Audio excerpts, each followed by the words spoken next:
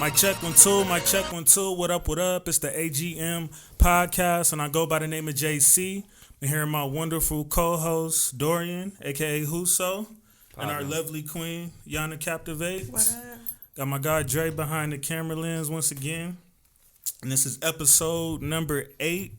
Glad to be here. First, I want to thank King Jaquel Martin for stopping by last week and dropping them gems and just sharing this powerful story with us. Y'all can still go to awaronfriendlygrounds.com so y'all can purchase that book and just be on the lookout for his short film coming. Thank you so much, our brother. We really appreciate you, and we plan on having you back again soon. We've lost quite a few legends since the last time we've met up as well. I want to say rest in peace to DMX once again. It was a beautiful memorial service. I don't know if y'all caught it. I did not. Yeah. However, it was a DMX. Yeah, it was a wonderful service, man. A lot of stories that I didn't know prior, and as much as I messed with him, it was a lot of stuff that a lot of gems about him and more of his impact, how he was as a man. What happened? More of his impact of who he was as a man, rather than just the great music that he gave us. So rest in peace to the legendary X. Rest in peace to Paul Mooney, a pioneer in comedy that we just lost this morning. Rest in peace, Black Rob. Yeah, damn. It was crazy. We seen I don't know if y'all seen the clips of him pulling for DMX when he was in the hospital bed himself. But man, I had no idea it was gonna turn that dark that fast. So yeah, man. Rest in peace, Black Rob. Rest in peace to the Bay's very own Shock G. Legendary, the man. For those who don't know, that is the man that gave us Tupac Shakur. Right. He was the first major artist to take him on tour, and that's how we ended up knowing Tupac Shakur that we knew and loved. So rest in peace, Shock G. But yeah, also on our Paul Mooney piece, man. Talk about an icon in comedy for sure. Like he been around forever and wrote for all the greats from Richard Pryor, Eddie Murphy, your boy Chappelle. Yeah, Chappelle. You feel me? Negro Damas is a classic piece, and he's quoted as his famous quote: "Everybody want to be a nigga till it's time to be a nigga." Right. Right. So yeah, rest in and peace, condolences to all their families, every single one of their families. For sure. I know they're going through a tough time. It's a legend to us, but it's their loved ones for brother, them. Yeah, it's a brother, it's a son, it's a grandson. It's it's a lot. Right. All right. So just a few quick shout outs, man, before we get started. I want to give our first shout out to So Fresh, So Clean Mobile Detailing. Two brothers of mine, man. They they're a black owned mobile detailing service. So you can find them on IG at So Fresh, So Clean Mobile Detailing, and I wouldn't tell y'all about them if I didn't go to them myself. And they had, your boy had the new car smells, looking real sparkly, all that good stuff. So, make sure we support black businesses, man, and keep it going, because that's, that's the whole point of this. Shout out to my boy Ricky North. He got two new videos he dropped, Power Moves and Window Tint. One of the most lyrical dudes I know, dead or alive, mainstream, underground, whatever. He's one of the nicest I've ever been around. And he helped me direct one of my first music videos back when I was actually doing music. So big shout out to him. Y'all can go check his stuff out at Rick Hustle on IG. And AGM's very own Huso got some new music videos dropping soon. I ain't gonna tell y'all too much, but just be on the lookout for my boy. And yours truly actually has a cameo on one of those. Yes, so we got 2 of them. You know what I mean? Can't wait. And I haven't mentioned to y'all yet, but I will be relaunching my Etsy website very soon this weekend. Let's go. So by the time this video's up, the Etsy website will be up. So go check it out. I'm gonna have plenty of deals. So go. Thanks. Beautiful for the beautiful paintings. Right. This is me back here. And this isn't even a representation of my best work for real. Another one of AGM's very own. You know what I'm saying? We got talent all across the board. Black excellence. You know what I mean? All right, so let's get it cracking. Quick shout out to Jay-Z and LL Cool J on their Hall of Fame inductions, Rock and Roll Hall of Fame. clap it up for them one time. I can't believe LL Cool J wasn't already in the Rock and Roll Hall of Fame. That's crazy. Yeah, I mean, the only one I had heard of before that was when we talked about Biggie. Yeah. So I was shocked that neither one of them were already in. I think Run DMC up in there too, if I'm not mistaken. Yeah, they for sure are. That's weird, which is fitting. I mean, yeah, I mean, but it's still weird because it's like they in a Rock and Roll Hall of Fame, but they hip hop, so it's like that always. That's like, what we was talking about. Yeah, we gotta get us a hip hop. Yeah, like nah, we for sure do. That's still like, and it's ridiculous that we don't have one already. I still don't know about your boy Biggie. He'd be up there.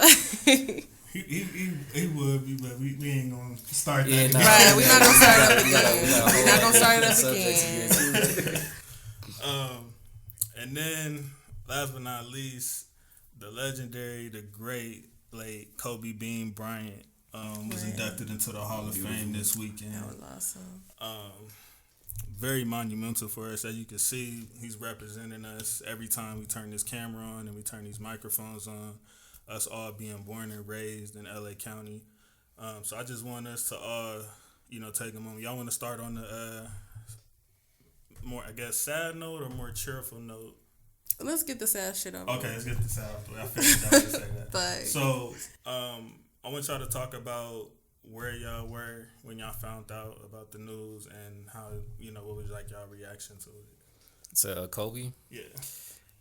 Man, I was super happy that day. I had gone to this place called Waffle, and it's crazy. I remember it. You was happy, like no, the day started off good. Okay. It started off good. I'm like, wait, maybe we're not talking about because I was gonna have to clarify. Like, wait, are we talking about his death, or are we talking about him just when he got like? Come on now. All right. I started the day off really happy. It started off as a really good day. I was out with a lady friend. We had gone to breakfast. At a really good waffle spot in the valley. Okay. And on the way back to the house, I saw I was on social media, and I saw it was TMZ. I saw TMZ had stated that Kobe had passed away. Right. And typically, when you see somebody die, especially nowadays, you gotta kind of double check it. Right. Like for sure. You for sure? Like but it was TMZ. I triple check. I was not. I need to see 10 articles. Right. Exactly. It needs to be trending. It needs to be at the top. Exactly. So even with TMZ, I still had to look. I was like, nah. I mean, I know TMZ is usually typically incredible, but. Nah, not Kobe. So and then it's like a helicopter crash. So I started looking more, and sure enough, every news outlet was saying the same thing. And everybody on social media was echoing "Oh, review." Right. Ooh, and it just I can't even front. I'm not a super big basketball fan, but Kobe Bryant, and I didn't even realize it until that day that Kobe Bryant was such a pivotal and such a big part of my childhood and my upbringing, and then just being from LA, I'm automatically a fan of the Lakers. For sure. And it's you don't realize what somebody really means to you until they're gone. And so just reflecting over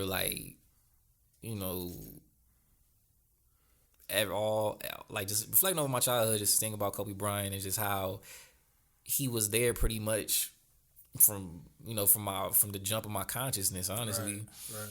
And then as I got older, we saw him grow as a player, grow as a man, overcome obstacles, and become a great player in his own right, independent of whoever else. And then the whole Mamba mentality is something that a lot of us apply to our lives. It's like a philosophy that we really get into, and just being focused and really being laser sharp on whatever it is you're trying to accomplish. So it really, it definitely ruined the rest of my day for sure. I don't recall where I was. I'm pretty sure I saw it on social media. Mm-hmm. That or my cousin called me and cried because she be emotional about the deaths. I'm very different about death than a lot of people. So I'm not as emotional about a lot of different things. Don't get me wrong, I didn't connect with him either. So I wasn't as affected. It was incredible to see how people are affected and to see the impact that he's had on so many individuals or our culture, or, really been a great impact on people's lives.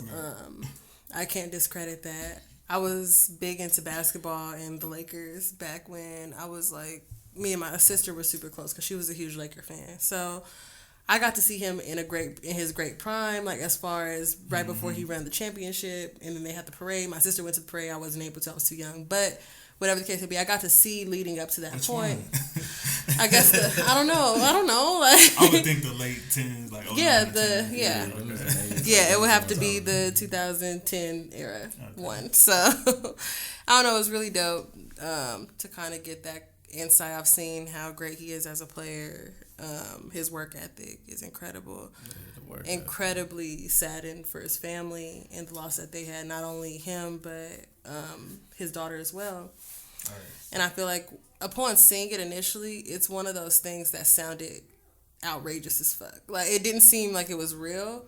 Not only the fact that he was dead, but the fact of the circumstance, like a helicopter crash of all things. Like, But I mean, the same thing probably was felt for people with Aaliyah in the plane crash. Like, same idea. And then we just had lost Nip.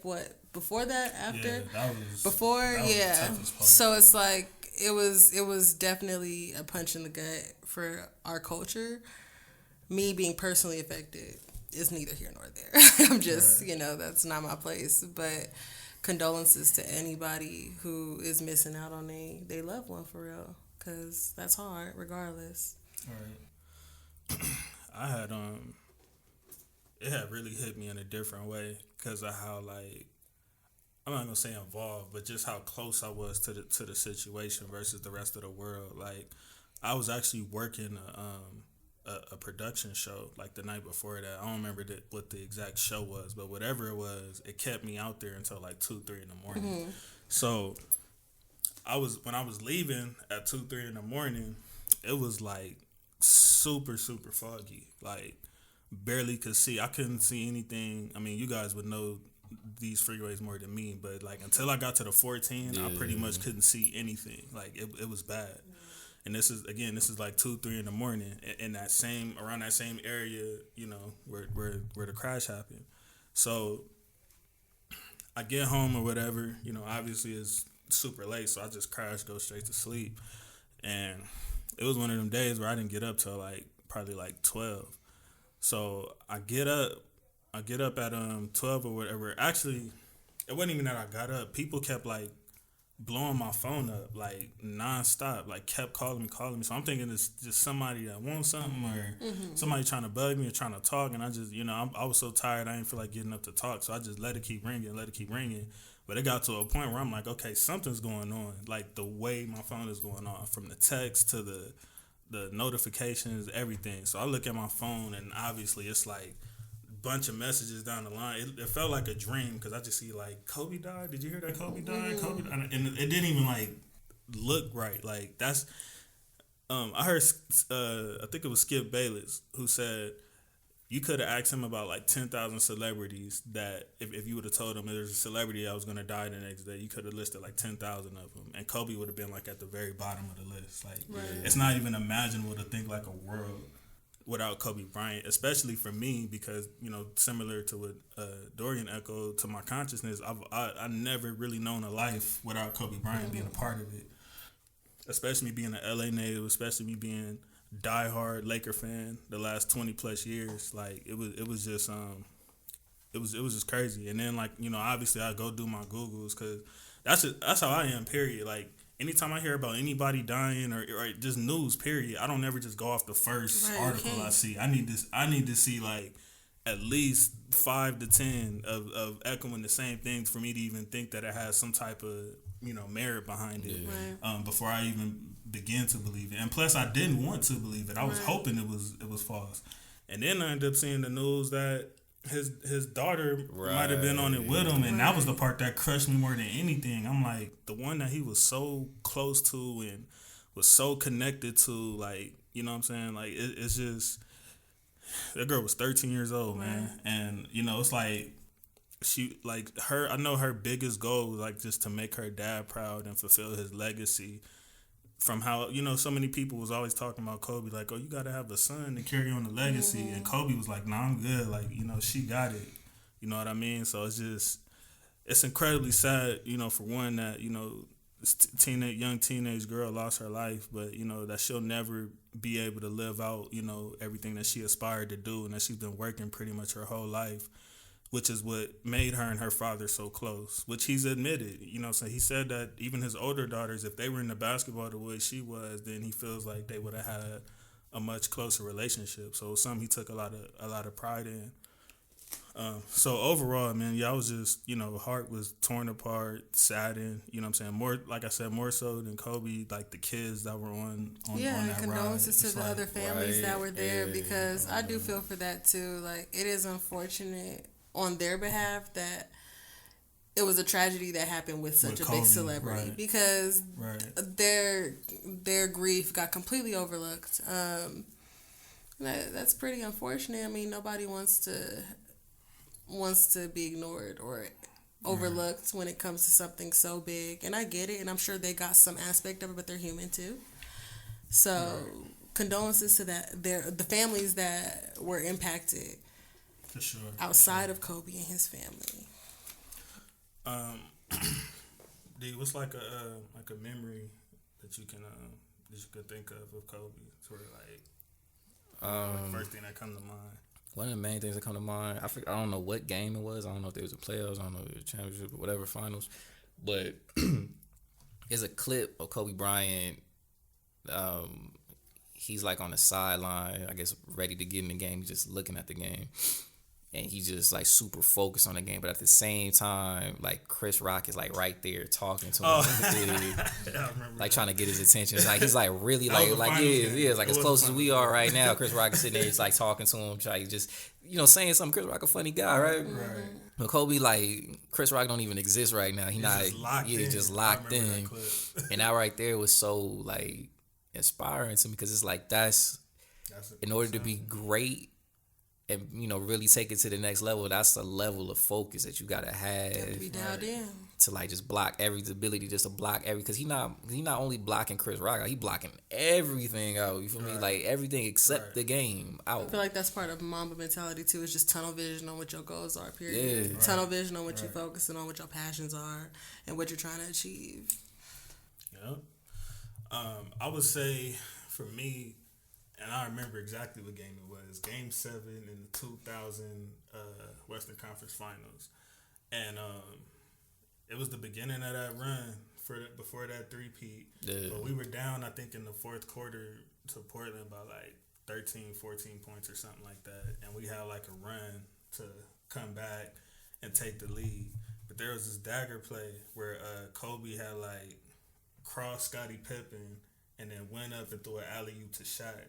And then, I don't know if you've seen that famous clip where Shaq came down and he was pointing at his son in the audience. Because Shaq is just as vital to me as Kobe was coming up at that time. So that's probably like my biggest memory of those two was the beginning of that. And that moment right there is why I was able to like endure those terrible Laker years we just had a few years ago. It was like I always went back to that. Like, that's why I'm a Laker fan right there. But yeah, Kobe, he was just incredibly inspiring to my life. You know what I mean? With just the whole Laker foundation and the way he carried himself and the work ethic.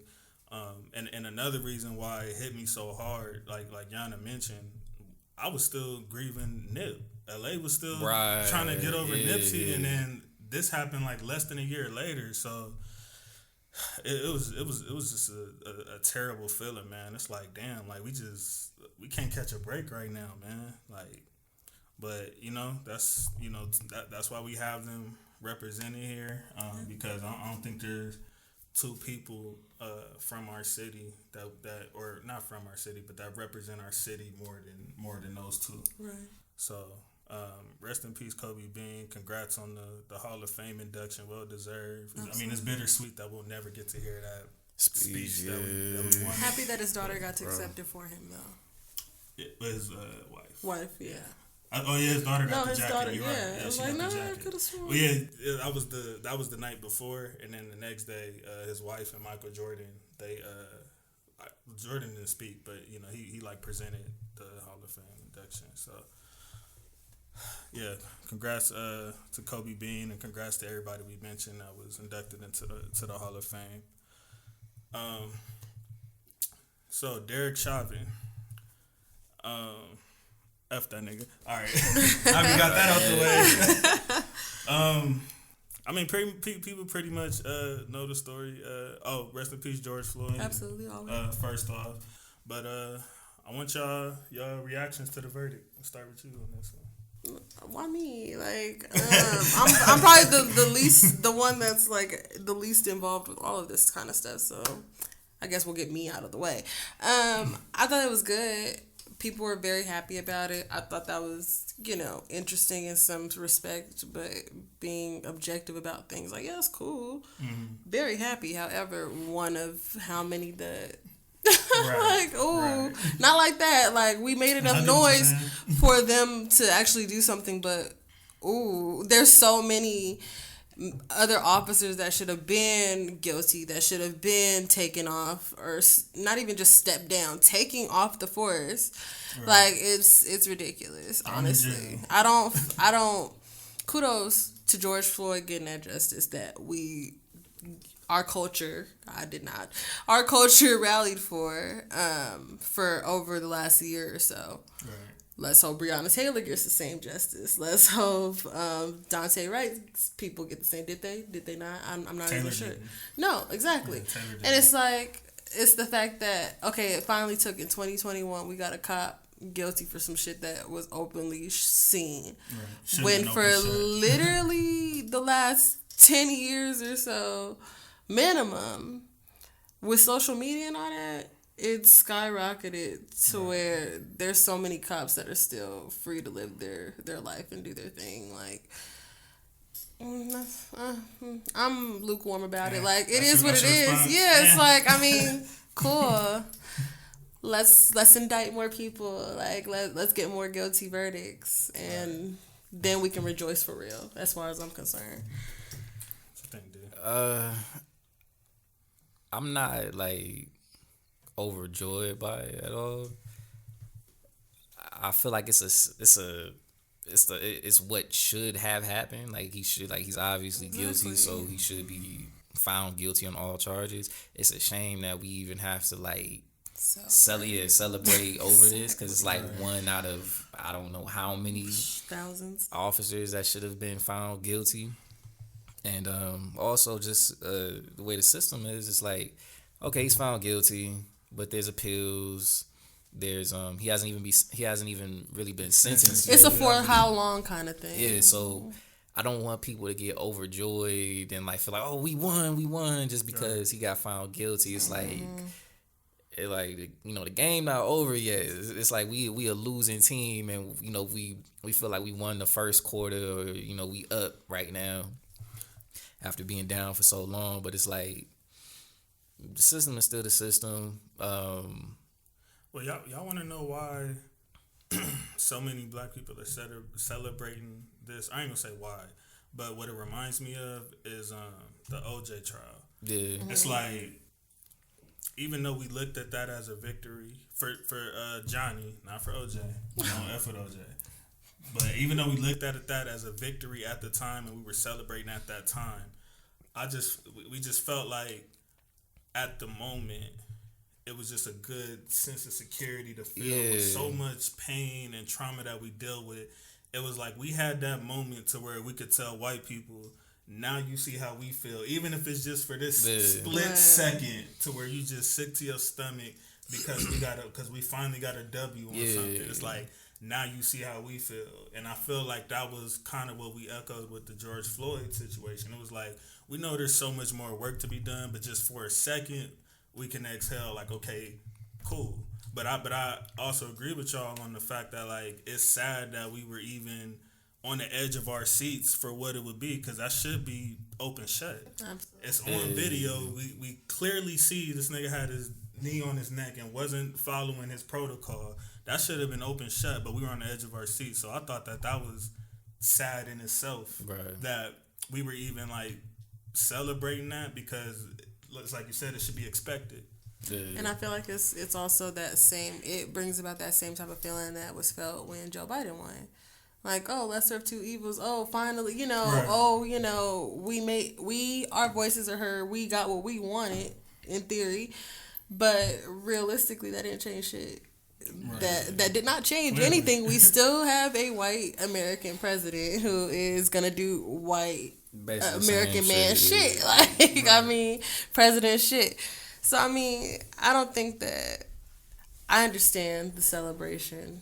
Right. But even being into forensics and crime and stuff, it's like, when you have that much of evidence and you ignore it time and time and time, because there be a lot of fucking evidence that's ignored. Like, guys, we're not even using logic at this point. Common sense, logic, deductive reasoning. We're not using any of it. And that is bothersome. Like, I feel like that's probably one of the most bothersome things. It's just that you guys are not... Come on now. It's simple. 2 + 2 = 4. For some situations, for some of the most intense or fucked up situations, it's like, guys, it's nothing to just... But y'all so scared, or they don't want to throw dirt on a police or somebody of power because they're in power or they're white or whatever it may be. And it's like, but the evidence is still there. Yeah. Like, y'all be getting black people and other people locked up for no evidence at all. But y'all have it laid out, and that's...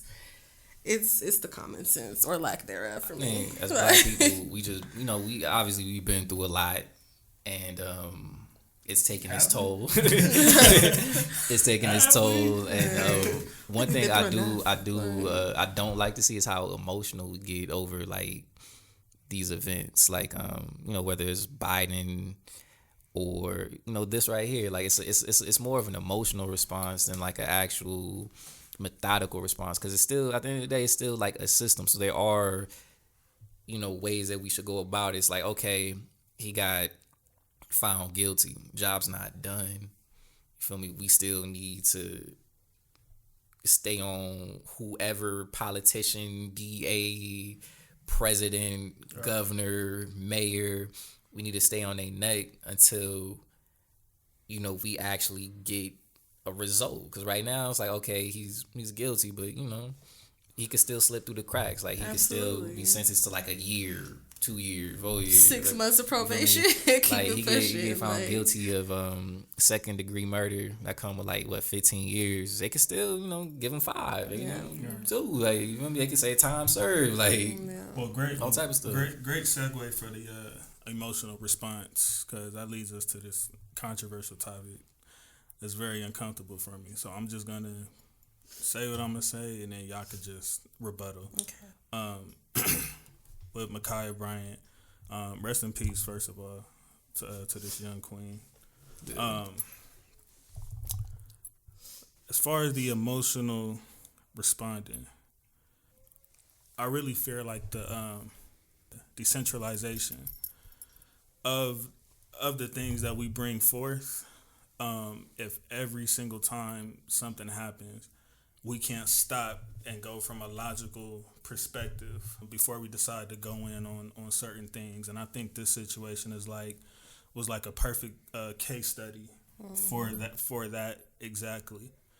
Now, hours after the verdict for Chauvin, we heard about the Makiah Bryant situation, and of course, we, for the most part, this is how I am too. We're gonna go hard and we'll ask questions later. So at that moment, obviously, I'm riding with her. I'm riding with that situation until I see something to show me otherwise. Because when we get into these systems, they look at us as guilty until proven innocent. So I look at them the same way. Yeah, that's so that's how I approached it. Now, when I seen the video,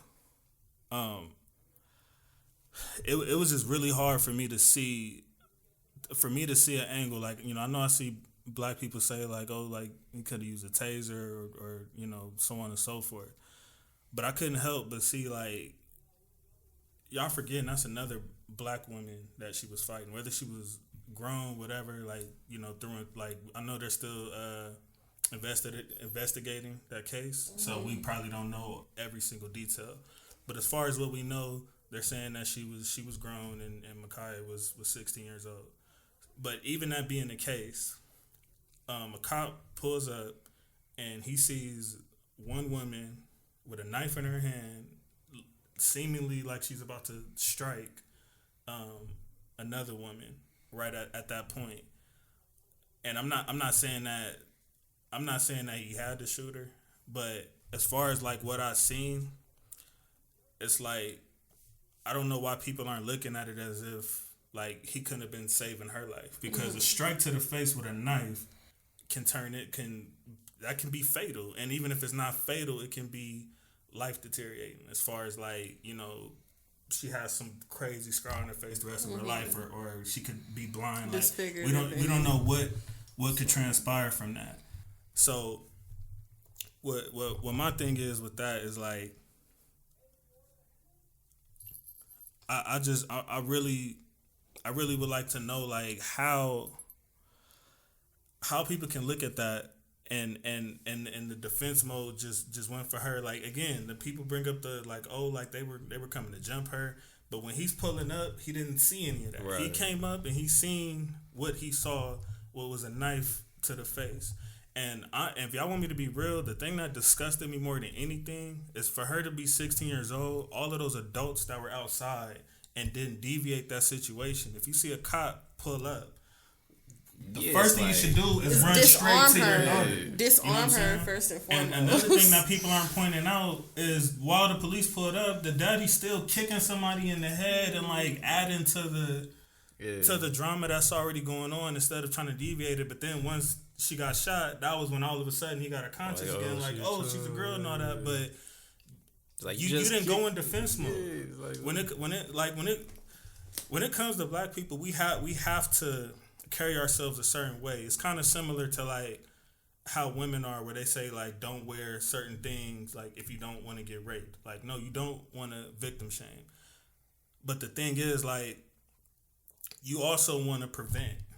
So you wanna just be in survival mode for that moment. Yeah. So if you in a certain area that you know is not the best of areas, you're not gonna wear something that's just super skimpy where you got savages. We might want to change this. We might want to stay back on topic. If I'm in South Central, I'm not gonna walk through a blood neighborhood. Right. Fair. Right. So but impulse and having impulse control, it doesn't give nobody a right to snatch nobody. That's not what I'm saying. I know, but I'm just saying. That's not what I'm saying. Like I said, let's change it. Let's get back to the point, because I don't feel like that's a part of my point though. Because I don't think that's what I'm saying is if you, it's like he said, like if you're not gonna go to a blood neighborhood wearing blue, does that mean he's supposed to kill you because you have blue on? Nope. No, but I'm not saying that's not legal to kill him because he has blue on. But you want to have prevention. So that was my whole point of that. You're not gonna wear certain things around certain people because of prevention to survive another day. Yes, you still are gonna be vile against the people who are. We should definitely expand on that another time, though. Like that. Not if you're gonna try to leave my point. Well, I'm not just gonna leave it. That. No, I'm just saying that sometimes that analogy cannot always work out. I hear what you're getting at. I hear your point of bringing it up, and I hear what you're saying. Okay. That's it. That's all. But I feel like that is a bigger conversation for another time. Okay. Well, that was a part of like leading to the Makiah Bryant situation. Even though she was right, if they're quote unquote coming there to jump her, the adults that were there, I feel, were more responsible than her of removing her from that situation to save her life at that moment. Absolutely. Because that's the right thing to do at that moment, even if technically Makiah Bryant wasn't right if there's a bunch of grown people trying to jump her. So that was basically what I was getting at with that point. I hear it. So that being said, what was like y'all take on the situation? Do y'all feel like it was justified my take on it is similar to yours, and because it happened shortly after, or the news came out shortly after the verdict for Chauvin or whatever, and so my spirit is fuck the police. It's like nigga, you just got one seen guilty and he's killing another one, and so that was my spirit initially. And it was like I was on that, and so after I didn't even want to watch the video. Honestly, I was like, I don't want to watch another, what's it called, smut film or whatever it's called, snuff film. Right. Like, I'm tired of it. But I finally watched it, and after watching it, I'm like, damn. This one is complicated. It's not like some it's not black and white. It's not like Tamir Rice playing in the park, show up, shoot him real quick. You know, I look at it and try to be as objective as I possibly can. It's like, all right, you know, y'all out here fighting. She had a knife. That is what happened, and it looked like she was going for it. And as a police officer, like, we can debate. You know, he could have de-escalated it different ways. Some people say he should have shot in the leg, use a taser, you know, the whole nine. But it's like, this is one of the situations where we do have to, as a community, we have to take accountability. And it's still fuck the police. And the adults are the ones that need to take accountability. And then to even go deeper into it, from my understanding, she was like a foster child. He was like in a group home. The women that she were fighting were like they either used to live in that group home as well. So it's a lot of different dynamics at play in that moment, and you know, not to mention she a 16-year-old girl. So it's like, you know, we can't necessarily hold her accountable when there are adults instigating, present and engaging her. There's a man there who's engaging with the women on that level, and so it's like, I don't, you know how I feel about the police. It's always like my general sentiment. It's fuck. My general sentiment is fuck the police. In this situation, though, it's like it's just fuck the police, but it's also don't. It's not. It's just because it's fuck the police. It's like we can't move just however the fuck we want to move and engage however we want to engage, because it's like they're out here not giving a fuck about our life. Please don't give a fuck about our life. They're willing to kill us literally for walking through the store. So it's like, if somebody's calling the police, and from my understanding, Makiah was the one who called the police. It was like her little sister or something. Yeah, somebody like called the police for her, not for her, but on her behalf. So it's like, we just, you know, it's a fucked up situation. It's complicated, but in general, as a people, once again, we can't be so emotional. We have to weigh and measure all the factors and understand there is cause and effect in play. Regardless of what we think should or should not happen, cause and effect is something that it doesn't care about how we feel. It doesn't care about what's right or wrong. It just is what it is. So if the police are outside and I'm wielding a knife, they've killed black people for less. Right. And it's like, when the police pull up, it's like, I can't, you know, and I just injecting myself into it. I just got out of jail for being emotional. You feel me? For an emotional situation that could have gone left. So it's like, when the police show up on the scene, you have to really say, you know, do I want to give them more of a reason? Or is there anything that I could do to kind of like de-escalate the situation and take more control over my life and everything? And again, this isn't to Makiah. This is to the this not to Makiah. This not to Makiah at all. This more so to the adults, and more so to the adults that. It's like, what do you want to happen in that situation? Because we already know how the system is set up. Right. More than likely, that cop isn't going to. He's not going to go to trial. It's not even going to go to trial. He's probably not even going to get fired. If anything, I think he might get promoted off of that. So it's like, as black people, we just gotta be more conscientious of how we move. Because we, like I said, like from the last podcast, I do feel like we are in some type of war or something like that, and it's like we do have to move a certain type of way, and we can't just be our response can't be emotional every single time something happens. So situations like that, as adults, we have to protect the children. As men, we got to protect the women. So in situations like that, we got to step up and, you know, stop it from happening. Like, especially as black men, we got to, you know, if we see our women acting up, we got to get them together and say, look, go inside. Like, go inside.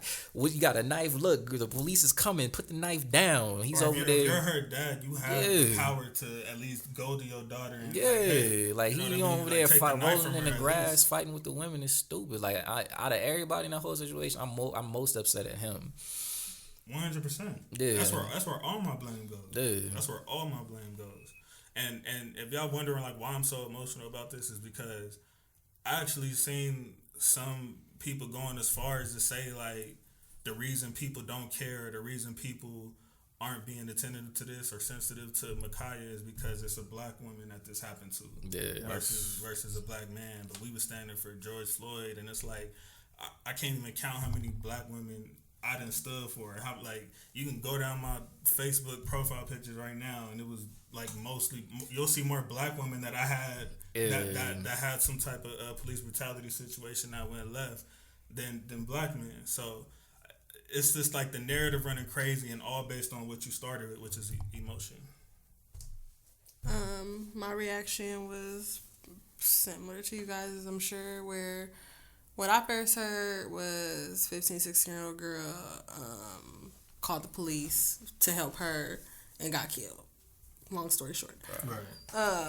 Upon hearing that, it's like, damn, can't even try to call for help yourself. Because that's one thing where the people are like, oh, well, the police are there to help you. Like, can't get rid of all of them. Because, I mean, what are you going to do if you need somebody? I mean, get killed, apparently. Because we don't get that kind of luxury. Moving forward, I found out more about the situation. Not a good look. It's unfortunate. I agree with you guys as far as it's the parents' fault. Why did no adult feel the need to disarm a 16-year-old with a knife despite how big she is? Right.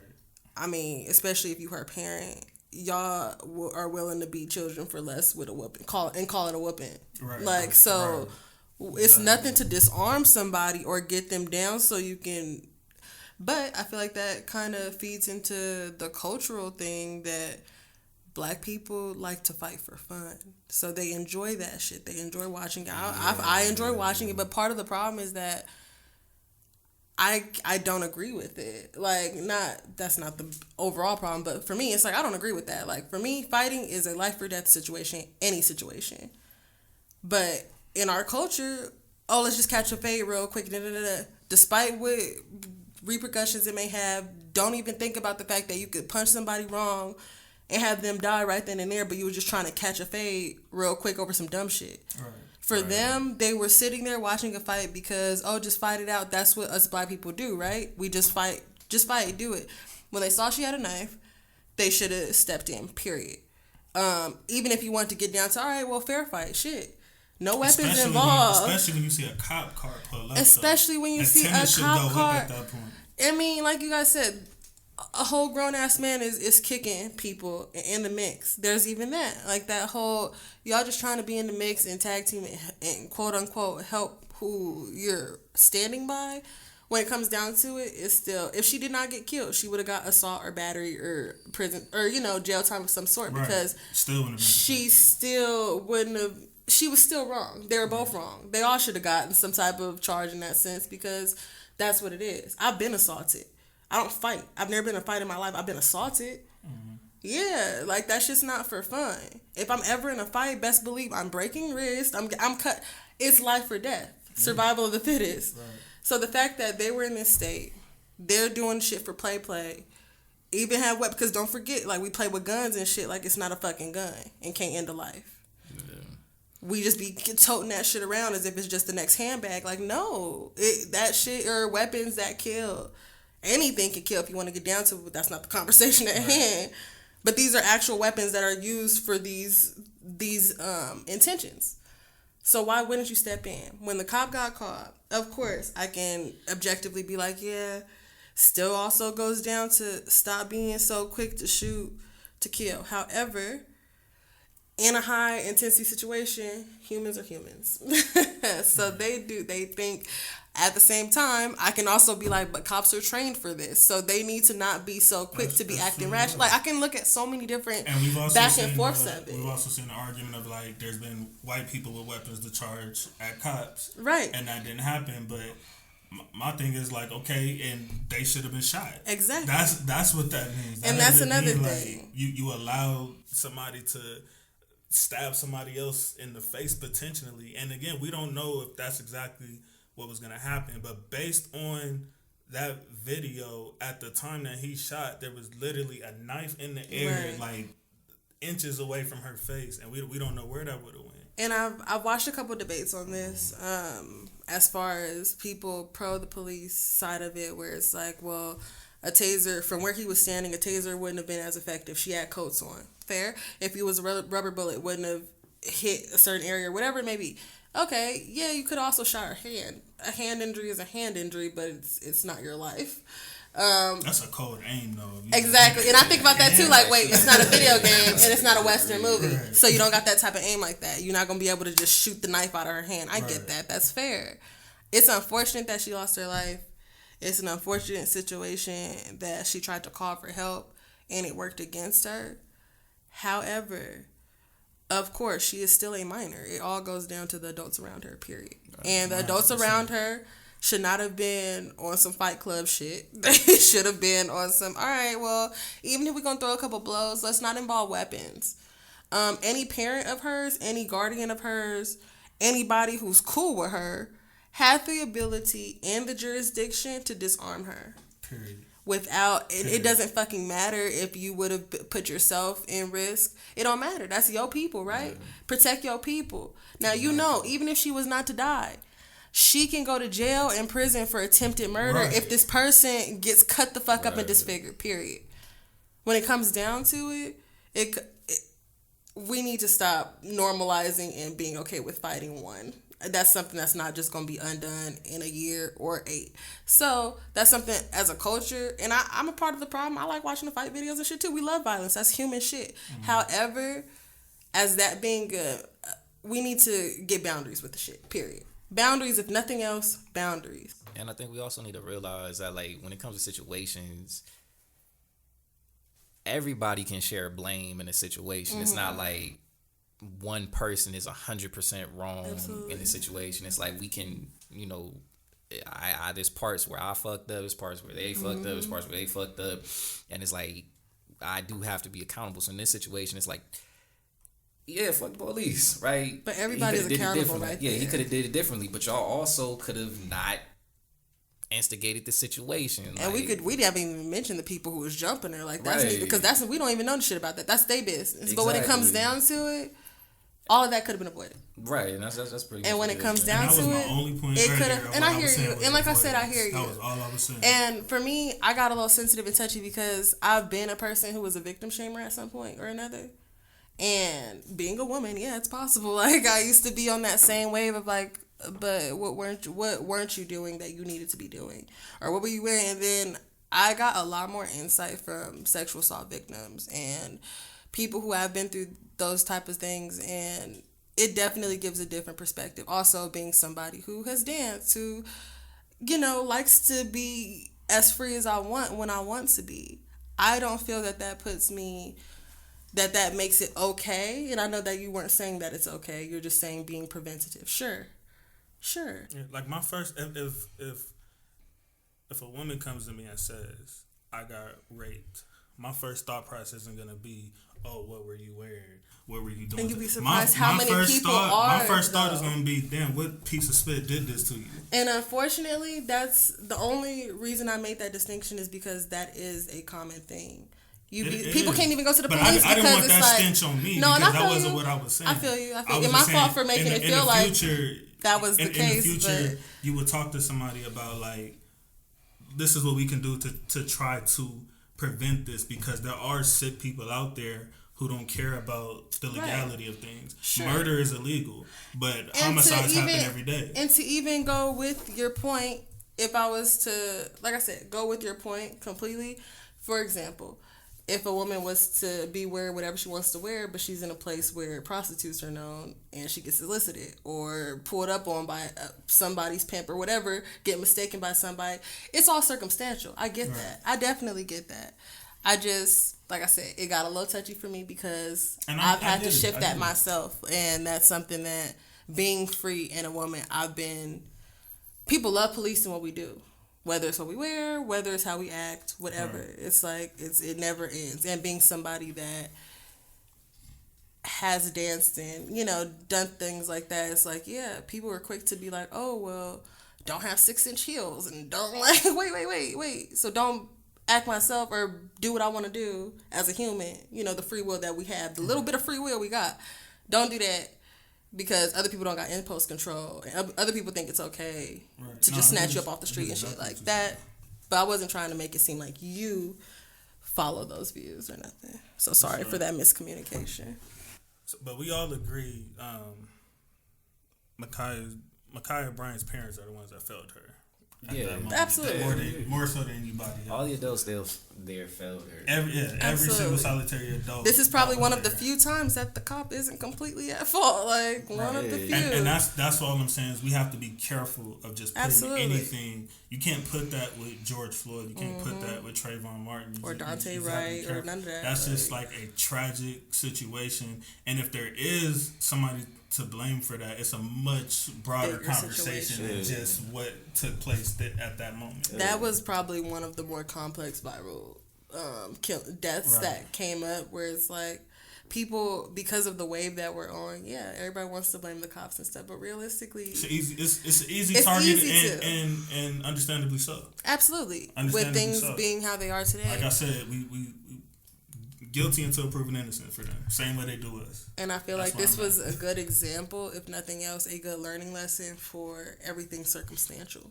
And look at the details and the circumstances, because it's not all black and white. It's not all clear cut and A, B, and C. Like, it's not all that every time. Sometimes when it's full blown, we're watching this man stand on somebody's neck for 9 minutes. That's different. Right. Completely different.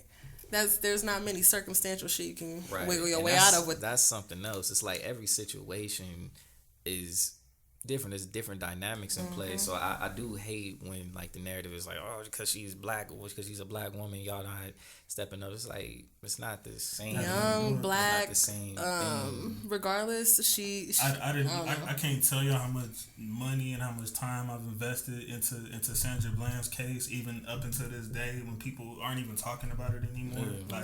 I can't. Y'all just seen how long I had Breonna Taylor on my spit, since that situation happened. Like, it has nothing to do with that. It's just we're not just gonna do that just because you try to guilt trip us into doing it, and so we're just gonna ignore all the details and the facts of the situation.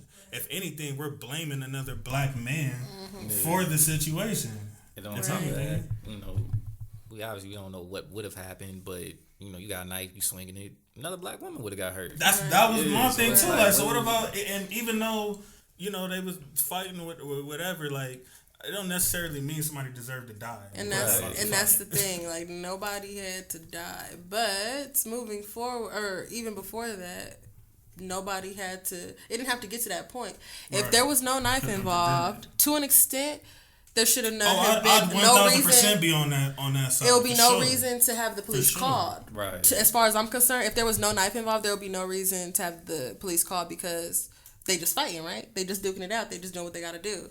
But she felt like her life was, or her sister or whatever, reason, right. And we'll learn more about that. And we'll learn as it comes out more. But when it comes down to it, I think that's where a lot of opposition will say, like, oh, black on black crime. Like, no, I mean, we understand that shit happens, but we also understand that black people be wrong too. Like, that's what it comes down to. Black people be wrong too. That's a whole and that's okay. Conversation. Like, accountability in our community. Absolutely. Oh, my goodness. But we'll say that for another day. But when it comes down to it, humans were threatening humans' lives. Humans did not try to help other humans not be life-threatening to other humans. Like, humans fucked up. Situation. Humans fucked up and a human died. And I'm sorry to say it so cold like that, but objectively speaking, that's what happened. And rest in peace, Makiah Bryant. Rest in peace. 100%.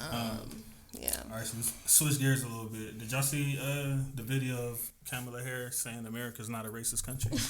I saw the clip. Yeah, I didn't see the whole thing. But I already, you know how I feel about it. I can imagine how y'all feel, but I just want to hear y'all say it. I just think it's kind of funny. Like, I mean, it's kind of funny. Because, I mean, if we talk about her. Like, I told you so. Yeah, but I mean, the whole Biden administration is I told you so. Like, right. That's really. But wouldn't we also be talking about Tim Scott, too? Because isn't he part of why she made that statement? Piggybacking off of what he has said about America. I didn't know he said something. Yeah, he has said that America wasn't racist or some shit like that.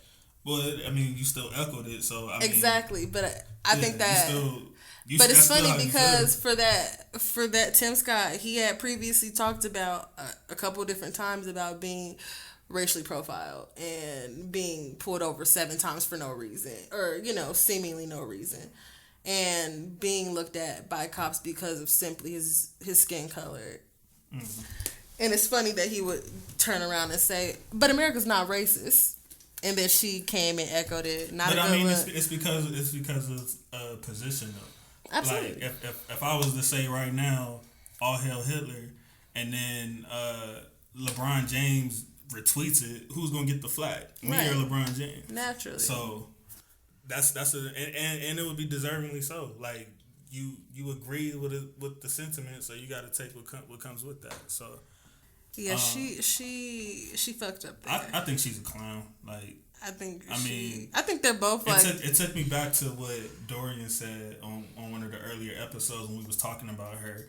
That for you to even get to that position to where you can even run for president, you probably sold out a long time ago. Oh right, absolutely. And I think that anybody who wants to be president has some type of sellout in them. Without question. I just feel like she told on herself. Like clear cut. Like, she got caught slipping. I feel like that was a prime example of what they do, though. I mean, what she knows what role she signed up for. Like you said, she sold out a long time ago, just like they all do. However, she knows there's a certain narrative she got to keep up. There's a certain look, and she got to appease the people who's going to keep her where she at. Right. So, whether she believe it or not, she going to flip the script as many times as she need to appease whoever is controlling her spot. Yeah, and that's it doesn't make it right. It's that's why I've stupid, always said, like, I feel like there's a real fine line between patriotism and racism. Very. Because it's like, I think that's what she was doing. She's so focused on being patriotic that they don't even realize sometimes that racism is so rooted in America that comes out. They're synonymous from time to time. They are intertwined. So, or can be. Like, I don't like when I be going through different neighborhoods and stuff. I don't look at somebody putting an American flag in the front of their door. That's not too far off from like having a conservative. Confederate flag. Especially out here in California, that's how I feel. Don't let it be one of them blue flag, like with the blue line. Yeah, with the blue. Yeah, that's the Blue Lives Matter flag. It's like you might as well have a Confederate flag. Right. Yeah, no, like I said, it's not a good look. But yeah, she's just part of the system. That's really all it is at the end of the day. Like especially when it comes to politicians, we can't get too caught up in like skin color. Or, this is the woman I was celebrated. Yeah, no, it was. No, naturally. Vice president. But I mean, how much? She was just like and now I'm low key with you because I'm not even convinced of that no more. But she's not a Michelle Obama. Let's not forget that. Like she's not. Yeah. What people thought they was gonna get a Michelle Obama as vice president, and that's not the case. Like she, I know she has dreams of becoming president too. So she's not gonna go against. She's gonna do what she has to do to secure her spot. Period. And I feel like that comes with the territory. It's not. It just goes back to how easy it is to emotionally manipulate black people, which is like sad to me because it's like, oh, we have a black woman who's it's like, oh yeah, let's vote for her. It's like Obama, with no consideration for her political standings, barely any consideration for her track record, anything like that. But that's why they picked her. We already know that. Yeah. And I feel like as civilians we do get caught up in general because we have to take politicians for face value. Yeah, which is crazy. So it's like it sucks because every flip-flopping thing that they say, we are convinced that that's what they believe in through and through. Even if it's not, they're just saying it just to say it. It's not becoming. It's not a good look. It doesn't make it right. Are y'all starting to miss Trump at all, or is it just like we just kind of like It don't make a difference to me. Gas prices was lower. Yeah. That's a joke. All right, but I feel the same as I did when Bush was president, when Obama was president. Other than the initial reaction, I was excited when Obama was in office. Yeah, but then 2 years later, he did that. He made that Trayvon comment, and I remember I got mad. And then I seen him denounce white supremacy on TV, so I was cool with him again. So, but as far as the way our lives go and the whole infrastructure, I feel like it don't matter. It doesn't. It doesn't impact. I mean, not like that. It sounds good. Right. That's the only thing, is that Trump made himself visible and not that invisible president figure that we're used to. And I've been prominent in saying that we got much bigger issues than Trump, even when Trump was in office. I don't mess with Trump at all. I still think he's a racist piece of spit, but I feel like there's bigger issues than him. I feel like there's a bigger machine than just Trump. We're less focused. We were more focused on the person and not the role, because that's where a lot of revision needs to come to, is the roles. He just fell in place with the systemic racism that was already there. So I don't look at him no different. And then I don't F with Biden. So, I mean, that's why I'm saying I don't really look at it no different whether Trump was there or not. Now, maybe, if I was more into the business side, I think those people are probably more affected by stuff that Trump implemented more than not. Because I've seen some impacts that he had directly on businesses with some of the stuff that he implemented regarding that. Yeah. But I feel like we gotta wait and see too, because when it comes down to it, like I've heard I be hearing about different debates or hearing from conservatives' point of views and stuff, and it's like a lot of them mention that Trump did a lot more in the first 100 days or whatever than Biden has, or he's worked harder from the jump, or he's done more in that sense. First, he hasn't been in office that long, too. To me, he's done more damage. But he hasn't seemed to do a lot of great things that are too positive or whatever it may be. Nothing too major since he's been in office. Granted, all that shit is pretty much irrelevant. I mean, I thought it would take time anyway, and then at the time he came in the middle of a global pandemic. So I mean, for anybody. And it's not to make excuses for nothing towards him or nothing. I'm just saying, I really don't. Joe Biden be talking shit, too. Like, I don't know if y'all saw that video. Okay. All right, let's see it. Like, what you really got to say? How you really feel about it? He was talking to, like, those, they weren't politicians, but they were, like, I guess, black community leaders or something like that. Mm-hmm. And they were trying to tell Joe Biden, like, we're going to hold you accountable. And then he just started going off on him. Biden started going off on him? Yeah.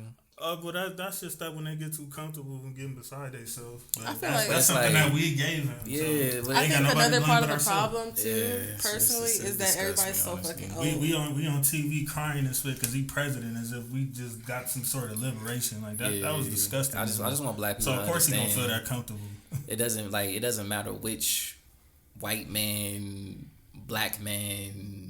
It doesn't matter. Can we get a middle-aged man and not an elderly man? It doesn't matter who's in office. That's what it's like the concerning. System is the system. You feel me? The system is going to continue. I'd be curious to see how. But think about it, like getting like a mid 20, late 20, early 30. Okay, not mid 20, maybe not mid 20. I think that'd be like 35. Let's 35. Yeah, at least in the 30s, because we don't need no 20-year-old of our generation running shit right now. Not no fucking country. Well, Obama was like in his late 30s, wasn't he? Or was he? No, I think he was like 40. Exactly 40. At least 40. He was like 40. But it's like we need to stop normalizing having presidents that are literally like one half a stroke away from like dying. Like literally, they're gonna be taken out if they fall. Period. Like that nigga Joe Biden be stumbling upstairs and shit. Nigga, if you take a tumble, you out for real.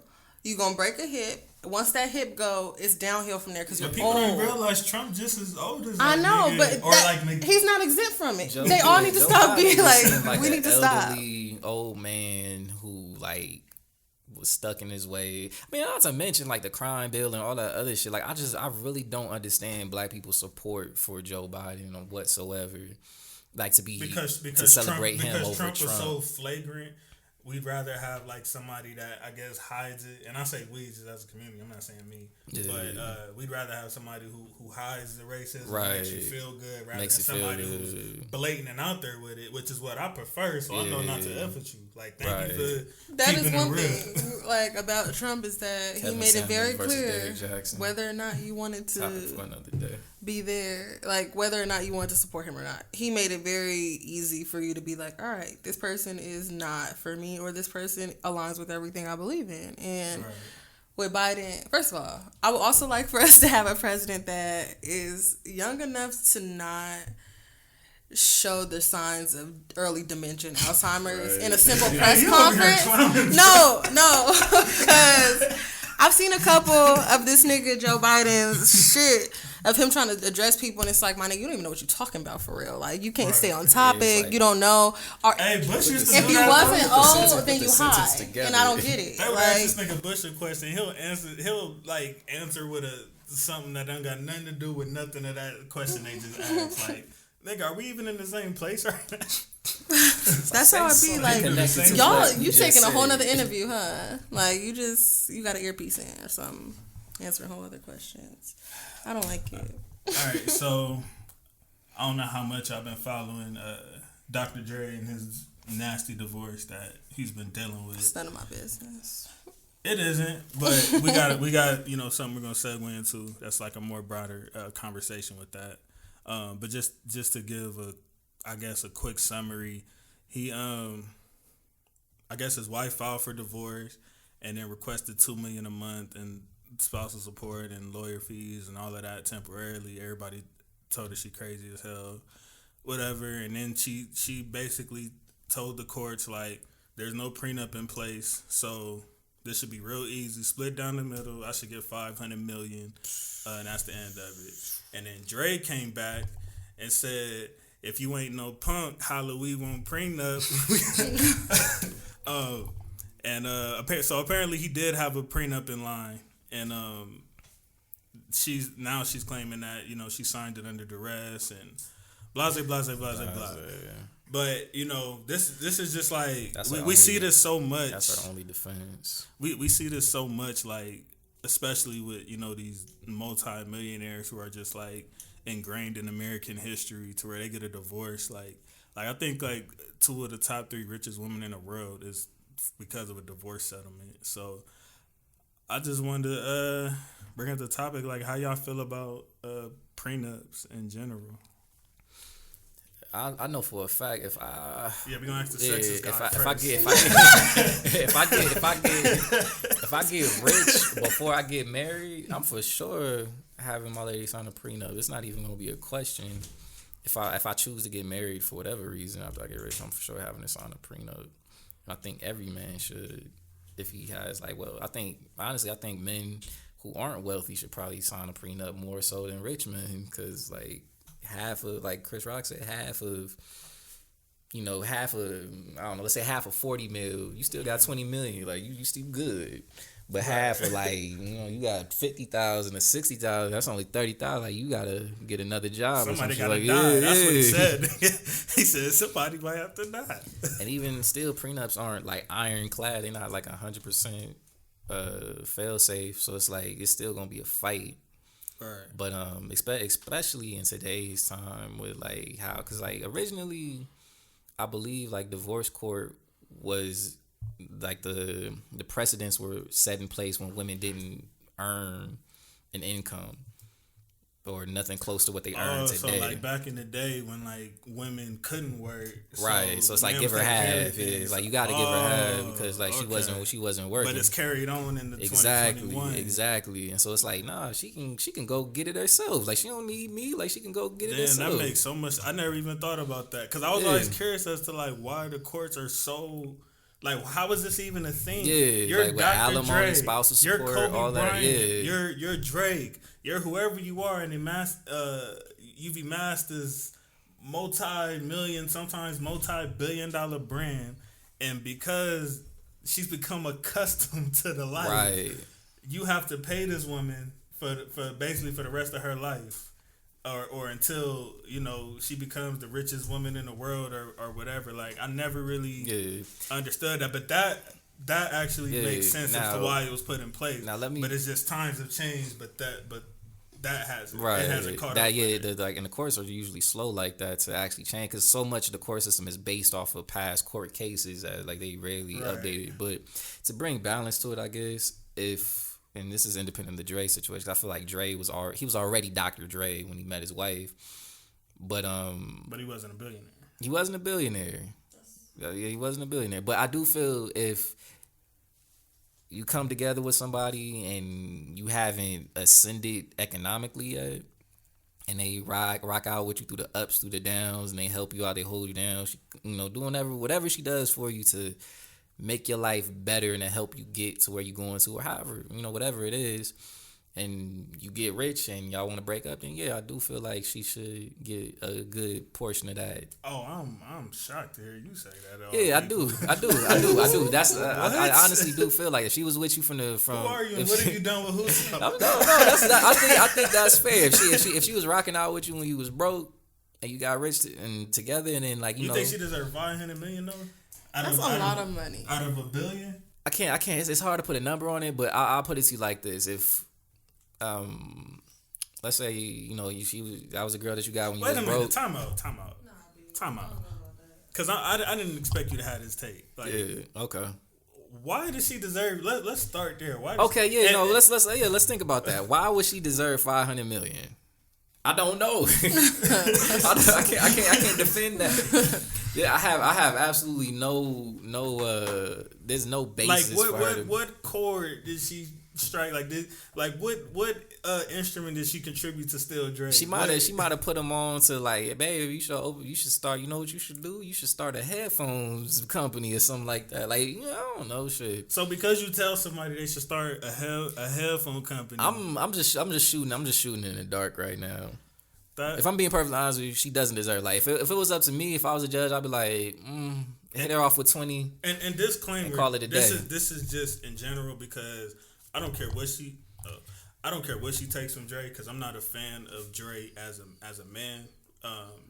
Dating back to like the D Barnes situation and Michelin and stuff that he's done, I could really give a damn about what gets taken from Dre. But I'm just saying in general, like when the Kobe situation was about to happen, or like this lottery system that these IG models have of finding these rich men, and because of that they're separate life and don't have to do anything. I mean, it's kind of under the same umbrella. You know what I mean? Because it's like. Then we could also say, like, would you have married him if he wasn't Dr. Dre? Like, right, but because he was Dr. Dre when she married him, he wasn't a billionaire, but he was. Yeah, but like I said, the only thing I don't feel like she deserves, because it's hard for me to say what somebody actually deserves. But what I will say is like the precedent in the court system is just in place, so it's like they're using an antiquated judicial structure to justify giving her as much, like, for even this to even be in the conversation. It's like this is what it's been, this is what it's always been, and now we're going to continue it. You think that's right? Check it out. I was just thinking about it, and I was like, look, I wish a nigga would try to get half my paintings or some shit, or like what like that's the first. I have thousands of paintings, so I'm like. If you took half my shit, I gotta say this, because this one is crazy. Deshane Mosley, when him and his wife divorced, she took his belts. See, you feel me? What? She took his belts. She took his belts. Not gonna work for me. See, that's what I'm talking about. Not only did she take his belts, she went as far as to try. She attempted to get this put into like the divorce settlement. She was trying to get him to get a vasectomy.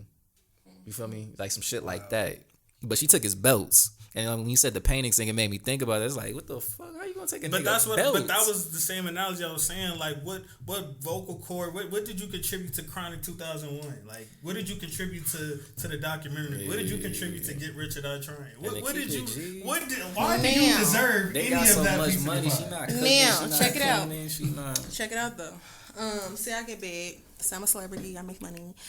And paintings worth millions of dollars. Right, out here for real. I got a nigga. We married. If he helped me with having a gallery space, helped me with booking certain shows, bought supplies. Check it out. He can handsomely get paid for whatever he contributed and helped me with. There you go. As if he was a former employee. Like, you gonna get your severance pay and I'm gonna send you on your way. But you're not taking half my paintings and shit like that, because you can. If I'm already big, you gonna resell that. That's what she did with those belts. She resold those bitches and got her money back, or got money back. She got not even hers. She's just being spiteful at that point. I mean, yeah. When you said that, I had some whole other petty shit come up. $2 million a month for anybody for spousal pay, like, it's too much. That ain't spiteful. I don't know what it is. Think about it. I feel like $500 million to ask for in general it's just greedy as fuck. Like, you a greedy ass bitch for that. Like, personally, nobody needs $500 million to live on a month to month basis. However, you got accustomed to a lifestyle. Oh well, you better adapt as people do. It's like your lifestyle should change. Like, and it should change. Right. Like, but you're not with me no humans more. adapt. But humans adapt. So just like you adapted into having all your shit taken care of at all times and nothing to worry about, you gotta adapt to getting back to being a civilian and not a rapper or a mogul's wife. Period. I don't feel like that she's right. As far as a prenup, if I was to ever get married, if I get to that level of being big. Would you get a prenup? Yeah. I might have to. Yeah, no, I for sure. Especially if I reach some level of success. What if he says I don't want to marry you because you're already thinking of divorce? I get a prenup then right it's not now. meant to be because you're not being realistic as a fucking human. What I'm not gonna do is be with somebody not logical. If you can't look at the very basic logic of shit, as humans, we may grow apart. I've been in a 6-year relationship, so I know what growing apart and all that's about. Like, you may grow apart. Love may change. Things may change. Whatever may change. Some people feel very strongly and I'm about not gonna marriage, be with that myself man. included. And I'm not gonna be. I mean, that really feel like. But think about it. Part. If a man was to be down to marry me personally, he's gonna have to get with the fact that I'm not conventional. It won't be till death do us part. It's gonna be until further notice. Period. Because I'm not. Saying that I want to divorce you, but I'm not saying I think it's very unreasonable to feel you need to spend the rest of your life with somebody. That's just me. I know that there's billions of people in the world. I would hate, and I have been in the space to where I've limited my exposure to other people and the experiences and connections that I could have had, not even sex, not even romantically, even platonic inspiration, whatever it may be, because of being in a relationship, a monogamous relationship, because my dude was insecure. So anybody who reaches that level, to one, me consider to marry them, they gotta be one hell of a motherfucker. For one. Two, they have to understand how I work with things, because I'm the type of person where I'm like, we don't even gotta go to the courts, but let's have a ceremony. And let's have this ceremony of enjoying each other's space and each other's lives. Marriage. And that's the marriage. And then if I want a couple of those, that's cool. You know the law could still consider that marriage too, right? If you're with somebody for so long, isn't it common law? Yeah. See, that's assuming it's gonna be that long. See, I'm the type of person where before I was in my relationship, I was the type of person where I'm like, I want to date, I want to be able to enjoy people's time for a couple months at a time, and I have to be weighed in and locked down. Like, so in my perfect world, I would love to have a couple different ceremonies because I got a couple different color schemes. But I don't want marriage with, I don't want the legally binding our names attached forever. And that's weird to me, personally. Right. Like, that's weird. I get the appeal from the old school standpoint, traditional standpoint. But in a realistic moving forward, things got to adapt standpoint, it's not for me until further notice. Like I said, somebody got to be pretty fucking amazing for me to be like, yeah, let's go to the courthouse. Let's do it. Let's make it official. Like, nah, we can make it official without that. Like, I just will never understand how these, like I said, important figures in American history who contribute so much can, like, I don't know, like, just have to give up. Like I think Bezos, was that Bezos who, like, when they originally were about to get a divorce, he offered her like $1 billion check, and she said no. I think she got two. I think she got $2 billion. Same thing with Bill Gates. Like, but look, like, cause like how you said, like that's greedy to even need $500 million. This woman got offered $1 billion and said nope. I feel like I deserve more. And that's that shit. That's that entitlement shit that comes with that comes with whatever delusion that they convince themselves over the course of the relationship. What? But once again, just like when we talked about should men and women be 50-50 and all that, like, I'm too considerate to be like, Leah, let me take $500 million of your shit. Like, unless you really fuck me over, then I'm gonna get your shit. Now, if you fuck me over, I'm gonna get your shit. Give me all the millions. Like, give me the whole $1 billion. Wife, Kevin Hart's ex-wife, real ones. They was real ones. Like, they got their money, they got taken care of, but they wasn't like, oh, I'm finna take this. That's all it right. should be. And like I said, the only reason I would really milk somebody post separation or whatever is if they, when I say fuck me over, I mean, like, it has to be really, I mean, I give the benefit that, no, I will never get abused because I'm I would probably be the abuser before somebody abused me. Just being real. Moving forward, not condoning abusive relationships, but I was saying that because she's also saying that Dre has physically abused her and stuff like that, and that's why I said, baby girl, unless you got hospital bills, that don't. Do you have hospital bills, like receipts? Like my dad was in the hospital for that heart attack, $60,000 bill. But Dre has a history of it, so.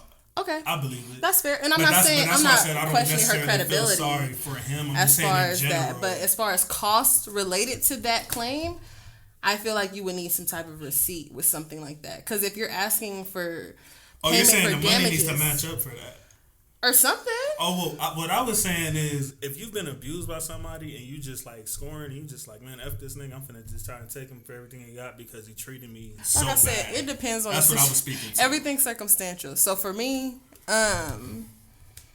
If we even got to that point, that's a whole nother type of situation. But if you really had me fucked up, did me wrong, and whatever I qualify as being so bad, then I'm gonna milk you. Period.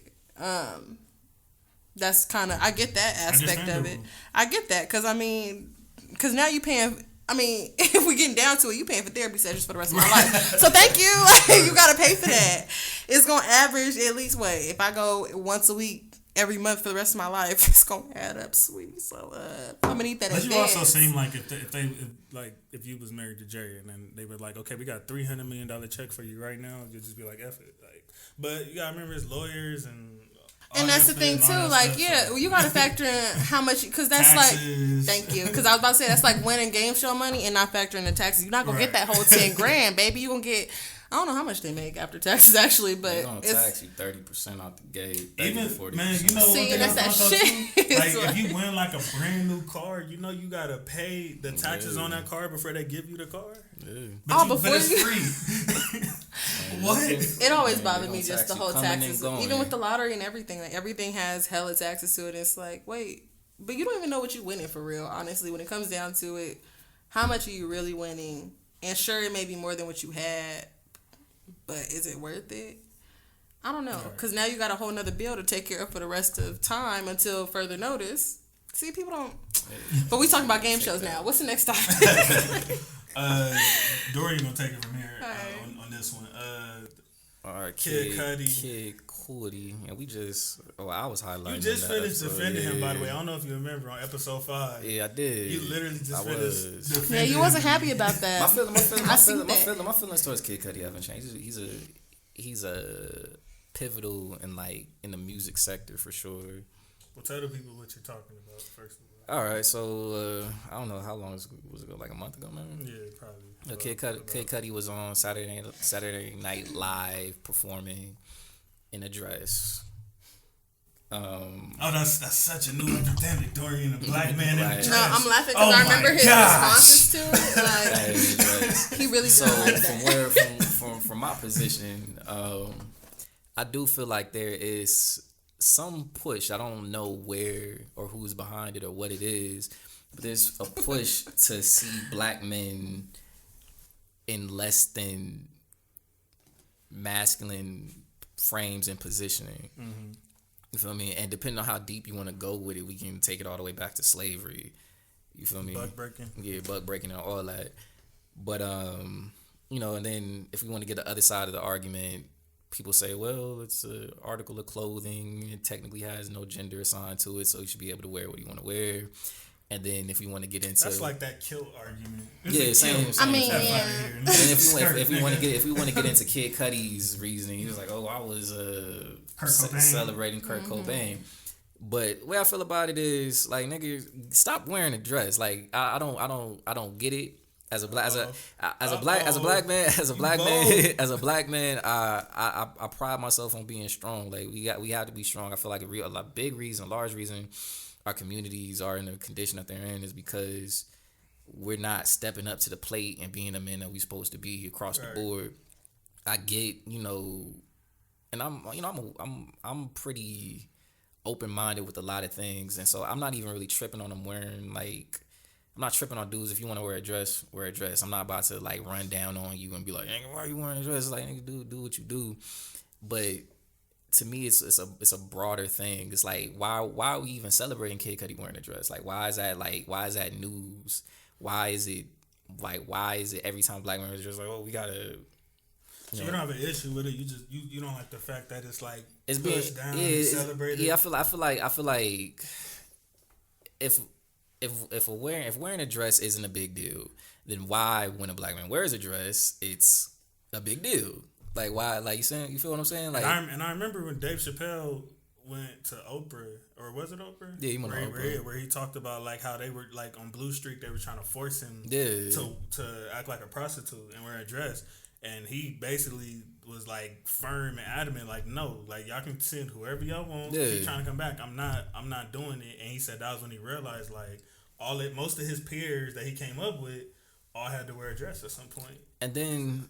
Like to bring back to Kid Cudi's reasoning, he said he's paying homage to Kurt Cobain, but really he was promoting a dress line or something like that that was designed by Virgil Abloh, who I have my own opinions on. Yeah.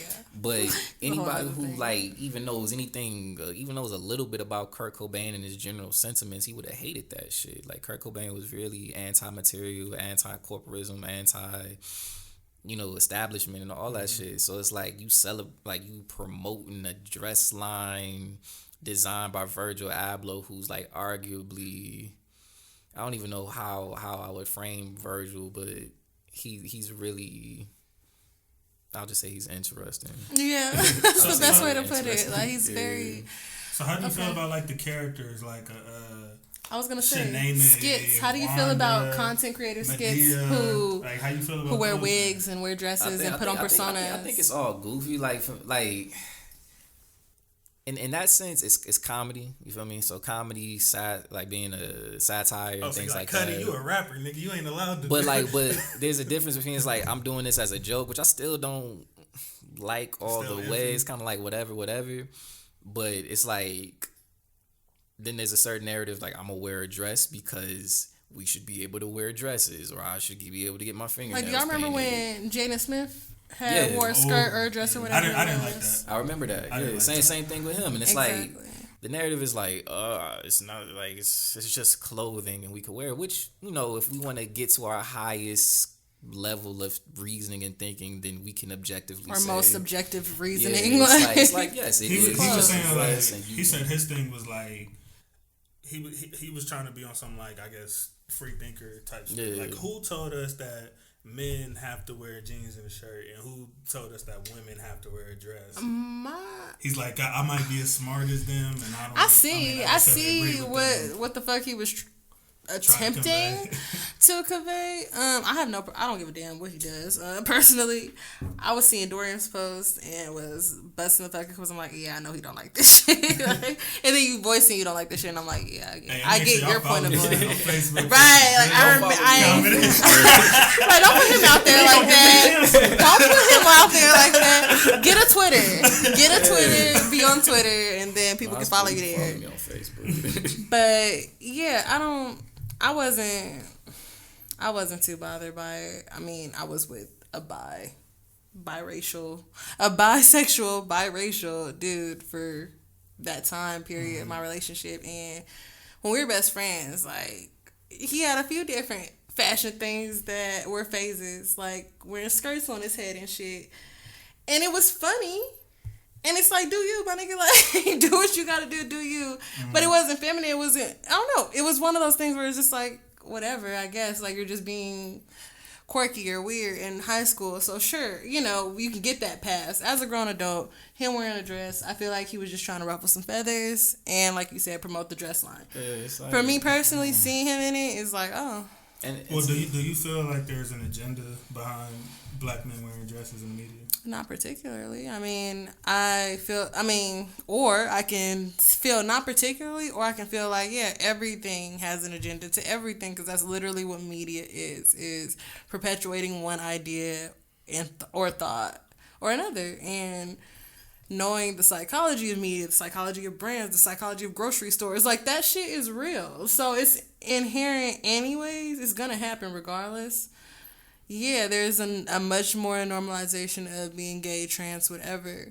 I find no problem with it considering we are all human. I see why people do find problems with it. However, we still overlook the fact that just because it may be deemed as a white person shit or white people shit or whatever it may be, doesn't mean that we're not all human and shit happens. Like, there's going to be outliers in every group, every race, and we're not all going to be the same. Being someone that falls in the outliers. However, that isn't my struggle. So I don't concern myself with things that do not concern me. For him wearing a dress, I don't have no kids. I don't got no male kids. I don't have to worry about perpetuating an agenda. My nephew is in good hands with my sister, and they're raised religious and they follow religious more so thinking.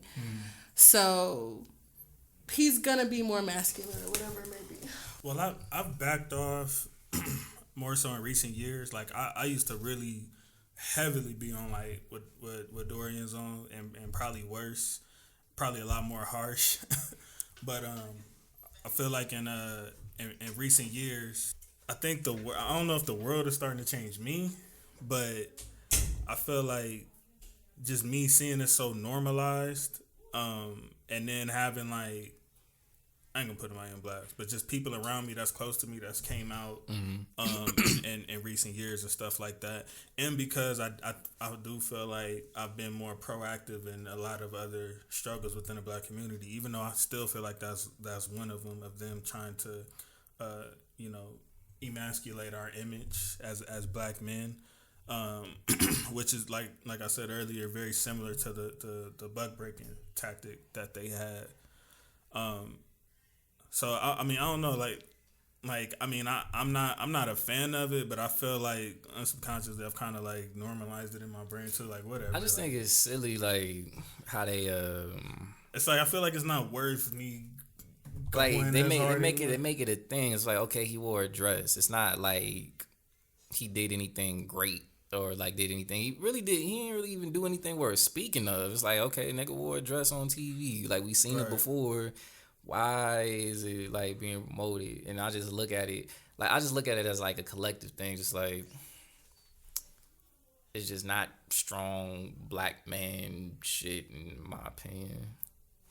And that's kind of how I'm going about it. But you know, if niggas want to wear dresses, I'm not about to stay up at night crying over it. Like, like you want to wear a dress, do you? Like, you feel me? If that's you just acknowledging what the pinpoint is. Yeah, I'm just acknowledging it. Like overall, like y'all not slick. Yeah, it's like overall, like it's like I recognize it, and it's like overall, the more Black men wearing dresses, it's like, let's say the majority of Black men just went around wearing dresses because we wanted to be like, I don't know, whatever. Like it's still seen as feminine. That's where I would draw the line. I still feel like there's enough strong Black men that's sticking down on that. Right, like, it's not worth me. And I feel like there's a mindset that goes with it, because it's not like for a man to wear a dress, you're not thinking about being strong, or you're not thinking about, you know, taking charge. You're not thinking about defending. You're not thinking about anything. You're just like, I'm wearing a dress because I want to be anti this, and I want to show that as a man I can be whoop and whoop and whoop. And it's like, okay, like you don't have to wear a dress. Like there's other ways you can show that. There's other ways you can show that. Like I got a picture where I got a flower in my ear, so it's like, you know what I'm saying? It's like there's other ways to show it without just outright going 100% into a woman's lane.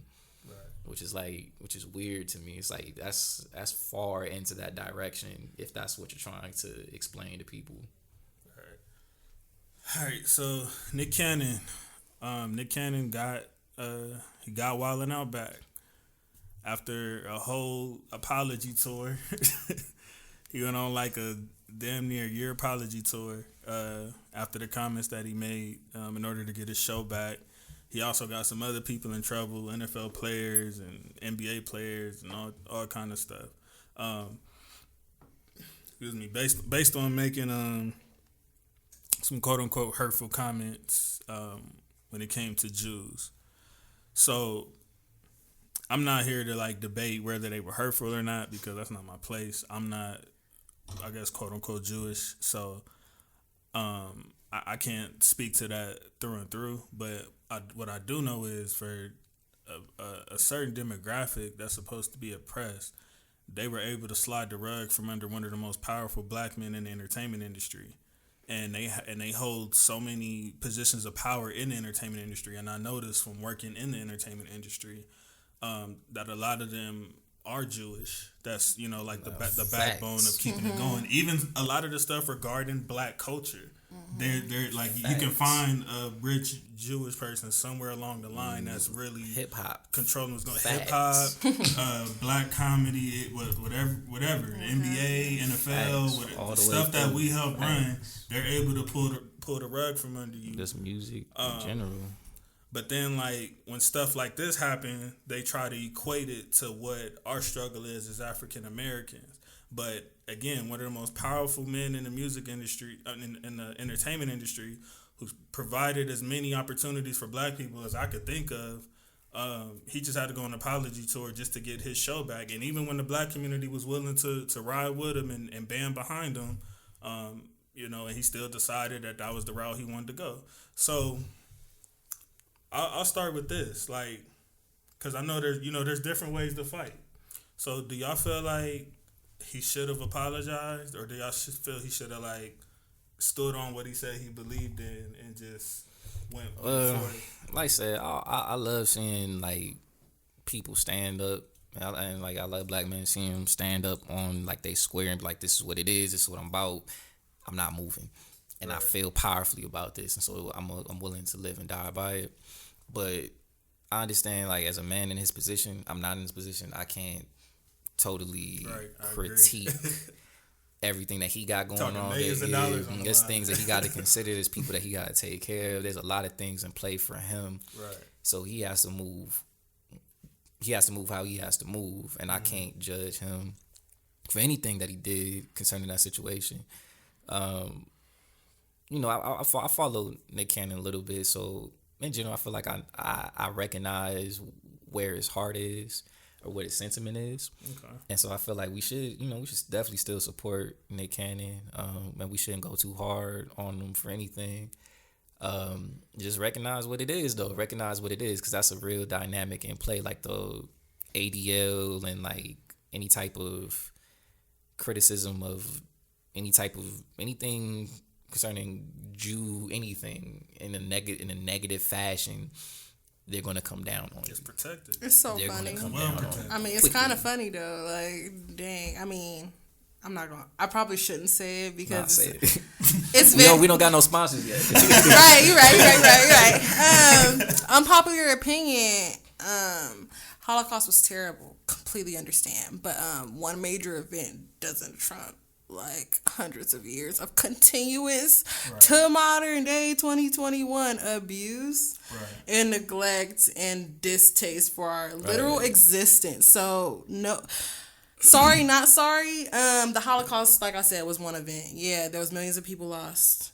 Some can argue, playing the devil's advocate, yeah, those millions of people didn't get the chance to be oppressed. Like, we could argue that. However, when it comes down to it, They have highlight, and there was reparations, but they have a highlight reel. We don't. Like, ours is still going. Like, our highlight reel isn't done yet because we ain't had the chance to have bloopers. Ain't nothing. The project ain't finished yet. We still being oppressed. We're still being fucked over. We're still being demonized. So, as far as the Nick Cannon thing, that goes back to the Kamala Harris thing. You got to do what you got to do for your role. Appease the people that's controlling your role.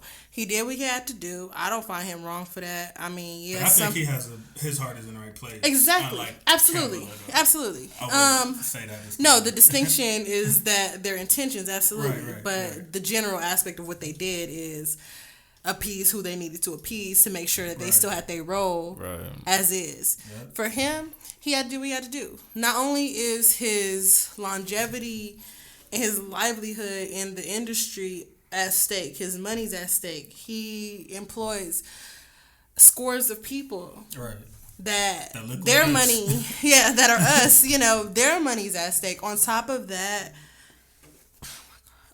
all of that, when it comes down to it, I'm losing my point because I just got thrown off by that call. We got an edit button. Yeah, I know. But when it comes down to it, I don't feel he's wrong for that. Like I said, he had to do what he had to do. And nobody is in his place. Like he could have gotten. That's what I was gonna say. He could have gotten completely blackballed from the entire industry forever. Yeah. They're powerful, so he did what he had to do to make sure that he still had something that is for the culture and been enriching the culture and entertainment for the culture for years, on top of continuously employing up-and-coming creators, up-and-coming content creators and things like that. The B. Simones, the Pretty V's, the people like that who are up-and-coming on Instagram, just hilarious, DC. Clayton Thomas, or not Clayton Thomas, Emmanuel Hudson. That's what I'm thinking of. And ultimately, even dating back to like Cat Williams and all of Corey it, Holcomb, or even the people that they feature, like up and coming artists, whether it's a performance, whether it's them getting their chance to play the game, it's still what it is, which is a game show for our culture. We don't got a lot of those. I feel like him and Ice Cube have like produced more opportunities for other black people that's been pivotal to the culture than probably anybody else. Like, absolutely. Or them too, and I would say Damon Wayans as well. But yeah, like I'll put Nick Cannon in that space. Yeah, Nick absolutely. Cannon's a dude, man. Honestly, and it's crazy because we are not us personally, but people talk about like what he isn't doing or how his certain things have flopped for him or the money he's not making that he could be making. Yeah, people miss that part. But when it comes down to it, it's like with all the failures or failed starts, false starts, or whatever you want to call them, this man has been pivotal for hosting for our community. What he does, like. Right. I understand that he had a few different things on the line, not just Wildin' Out. He had The Masked Singer on the line. He had hosting, I don't even know if America's Got Talent is still up, but he was hosting that for years. Him being a producer for Nickelodeon. Him being a producer, like him being bred and born on Nickelodeon, so to speak. That was what, my man, not to cut you off, but that was the part that really like messed me up. Like, okay, so oppression for y'all, right? But this man has dedicated his whole life to literally building Viacom to what it is. I remember Nick on Nickelodeon, like before I was even like in elementary. Like I've always recalled Nick Cannon being a part of that. And the fact that like another part that was disgusting to me, you mean to tell me this man doesn't own Wildin' Out? Right. That like the only thing that's probably been keeping MTV going for all this time. Like that's why I was ready to rally behind. Like, oh, so what you need to do to get it? You feel me? So going forward, you can never have nobody pull the rug from under you again and say that you can't do something or you can't have your baby that you created. Right. But I understand like that he had to survive. He got to play ball. Absolutely.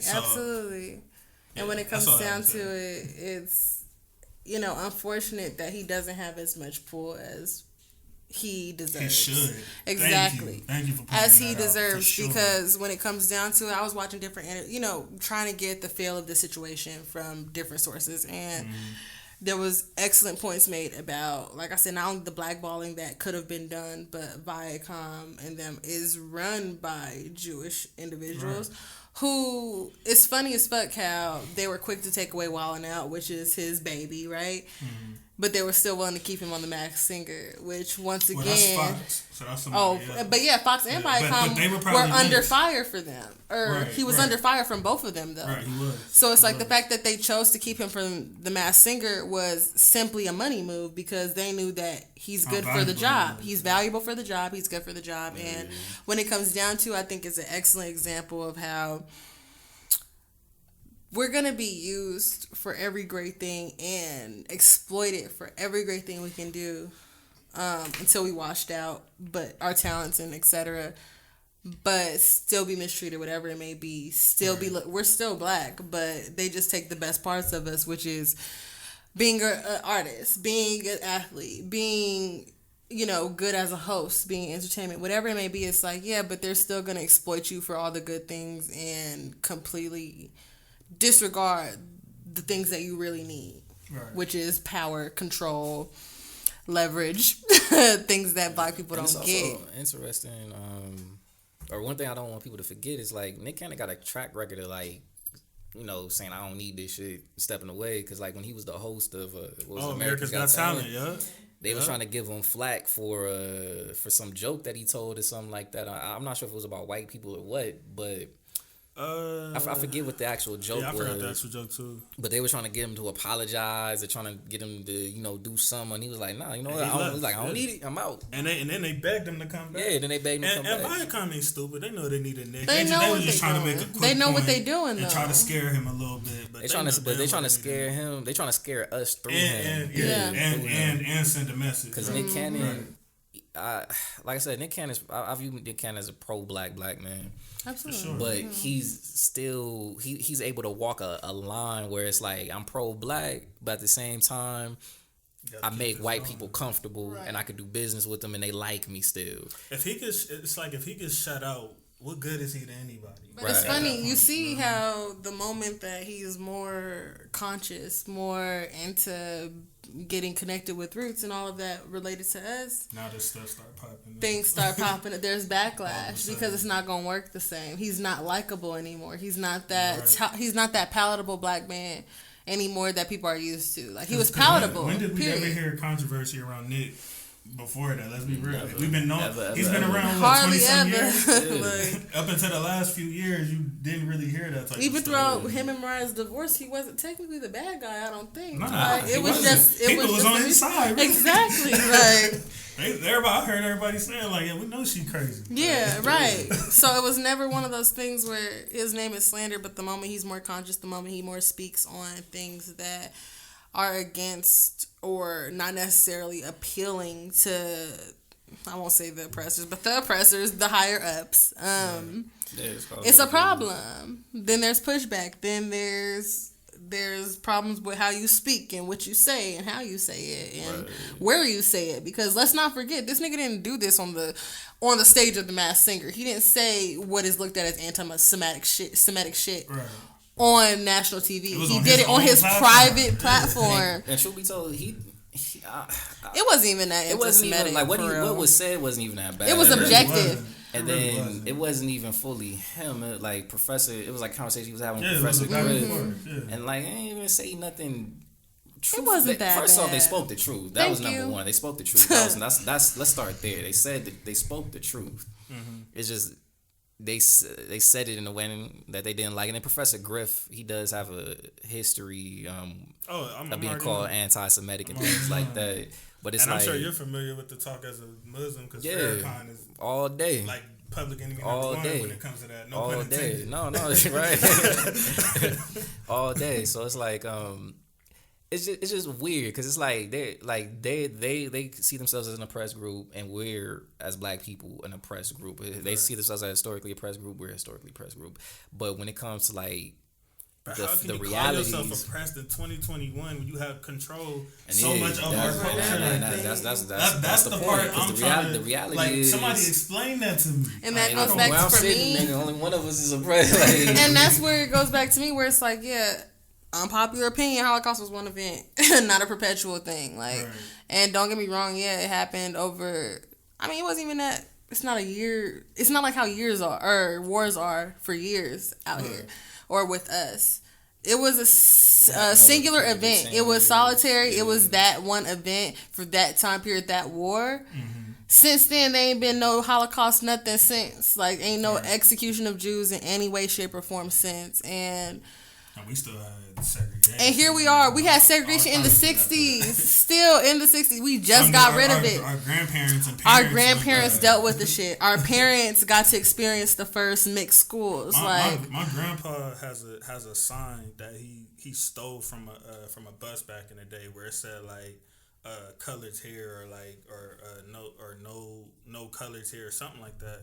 That he said he took from a bus when he was a teenager because he knew it would be worth something one day. I could have sworn World War II was done at that point when we was still getting segregated and shit and some more shit. I could have sworn that just because we didn't have African Americans. I'm not saying Africa in general, Africans in general, because African Americans specifically did not have what they would look at as a mass extinction because it's more of a long game for us.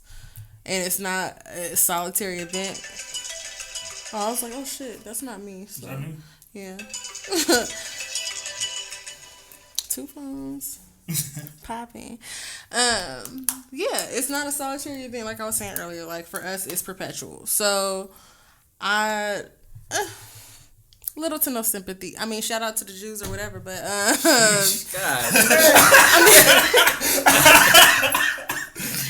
sorry, that was a little heartless, but I mean, come on now, we still get slaughtered on the streets for fun. At this point, we're a sport. Annihilating us is a sport, not a singular event, not something that was a phase.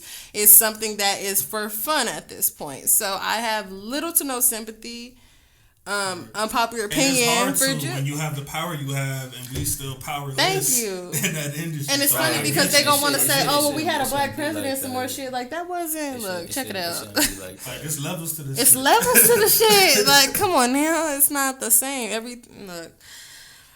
Kudos to them or whatever, you know. They strong people, but we are too. But we not looked at as strong. That's crazy. That we don't. It's simply unity. Like they stay on code. But they have a religion too They have a religion. They have a religion. They have culture. That. Like, they have everything that unifies them, and they know how to work and do business. Shit, they have their origin story. We don't got that. So we don't got that luxury. They got generational wealth. Don't forget that. Yeah. The moment that we all combine together as black people and start saying, okay, we will create our own institutions, kind of like how we're doing right now. We create our own institutions, and we're gonna lock it in, and we'll only do business with ourselves until we build it up to a point where we can do business with other people without losing ourselves and our identity.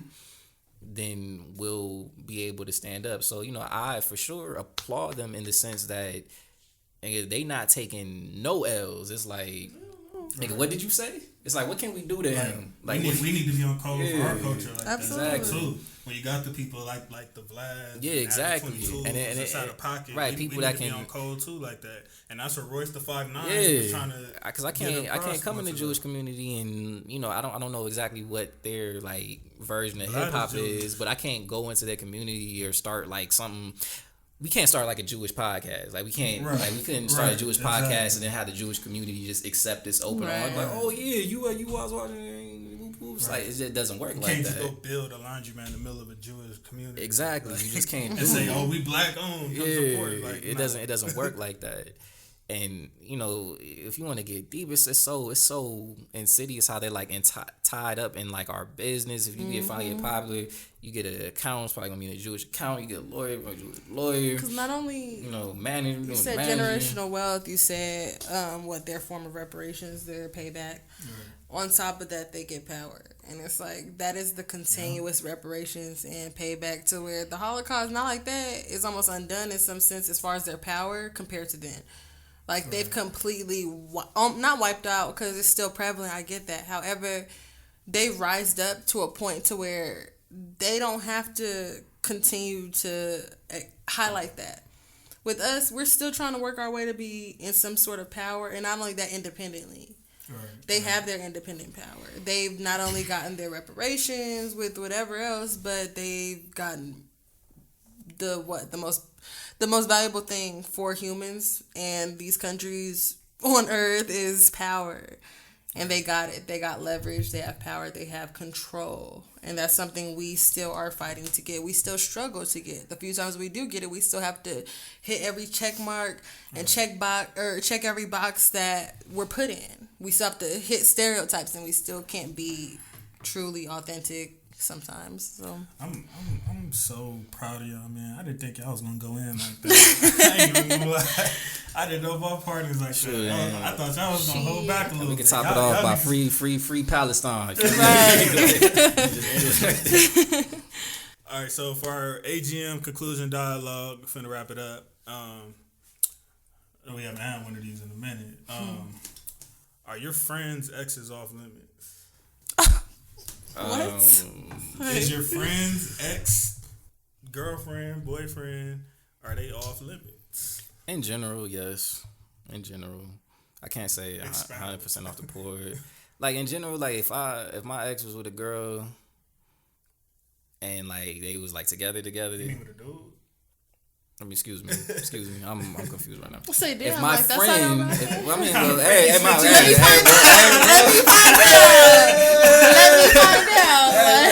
Hey, man, feel me get wild over here sometimes. Anyway, if my friend, if him and his ex were really close, And then, I see her around a lot. She coming around a lot, whatever.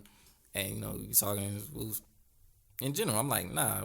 She instantly becomes off the market to me for life. But I will say I'm in a situation now with a girl who used to date one of my friends before. But it's like, in my situation, they dated like years before I met either one of them. So I wasn't present for their... Right, that and you could probably tell me how you feel about this, because I wasn't present for their relationship. Okay. And then when I met them, because I kind of met them, like, it's like a group of friends. I kind of met them, like, around the same... I didn't meet them together, but I met him first. And then, like, as I got to know him and his family, because, like, the families are kind of close and shit like that, I learned, like, oh, they used to date, and that was their situation. And then, like, years later, and this is, like, after she went off, had, like, a baby, shit like that, like, years later, me and her got together. So, like, that's, like... How close were you and bro, though? Pretty close. Not as close. I'll say we're not even as close as you and I are. But it's like, chop it up, we cool, feel me? Sometimes I'll go over his house, kick it and shit like that. So it's like... So you don't feel like just because you're cool with somebody that all their exes is off limits? Also, I had a conversation with him about it, like, when I felt like it was going that way. But there's it's situation by situation, because I've had homies date like my exes, and I'm just like, oh, okay, I ain't tripping. Like, I'm legitimately not feeling no type of way about it. That was the next question. Like, if your exes is off limits, but then I have certain exes where it's like, nigga, she's dead. It's like, don't touch that one. Like, it's done. Like, it's done. Like, if you value our friendship, don't mess with her. But that doesn't qualify for all your exes. Nah, not for all of them. Only ones you fall in love with. Yeah, exactly. Yeah. What about you? I only had one ex for real, so So that's off tees for sure. Like, don't touch that. I mean, sign up if you want to. That's signing up to get fucked over, but okay. Not because of him being a bad person, just y'all never gonna know him like I did. And if I knew him as well as I did and still got fucked over, y'all have no chance. Like, you're just a sheep at this point. So you wouldn't care if your best friend said, I want to date? My best friend, funny enough, my best friend used to have a crush on my ex when we were all still friends. Me and him were best friends at the point still. And I had some type of feelings toward him, but I knew she had a crush on him. But me and her weren't super close, and that was my best friend. So I kind of just had to be cool to an extent because we wasn't on that level. So I let them have their day, and they found out through having their time together that, yeah, it's not even gonna work out. But moving forward, as far as me with other people's people, it's not that deep typically. I've never really had a friend whose nigga I wanted. Ex-nigga you wanted. Ex-nigga, right. Yeah, a whole different conversation. Ex-nigga I wanted. I would hope you don't. We're not talking about that right now. We're not even talking about that right now. Moving forward, there was some friends that I was in college with, and it was a friend group. This dude, he had a girlfriend. I was cool with both of them. Mm-hmm. I had like a low crush. He was one of the dopest people I've ever met, and he's wonderful. But I knew that I couldn't do nothing. But then they broke up, and I'm like, well, me and him was cooler than me and her was. So we ended up, I never stayed in contact with her. Me and him stayed in contact. We shared a storage unit and everything. So it's like, but then when it came down to it and they broke up, I knew that I could have shot my shot. I made it clear that I may have had interest, but we're just good friends at this point. It never panned out into anything. We've never been physical, nothing like that. So we're just being good friends. I feel like the closest I've been with this is like my cousin talking to somebody in college, and they went as far as not even have sex. Just maybe made out, held hands a couple times, hung out. Mm-hmm. But she's funny about stuff like that. She don't like, if somebody liked her and then they like me, she thinks it's weird. I'm grown. So it's like, if you didn't have sex with them, then I really ain't got nothing to think about, because what's a couple hand holdings and a couple makeout sessions? Like, that's nothing to me. Mm-hmm. So I talked to that person. It was 8 months of bullshit, but I talked to them, and it was years later on top of that. But I couldn't talk to her about it because she felt weird about it. But at the same time, y'all didn't date. Y'all wasn't in a relationship.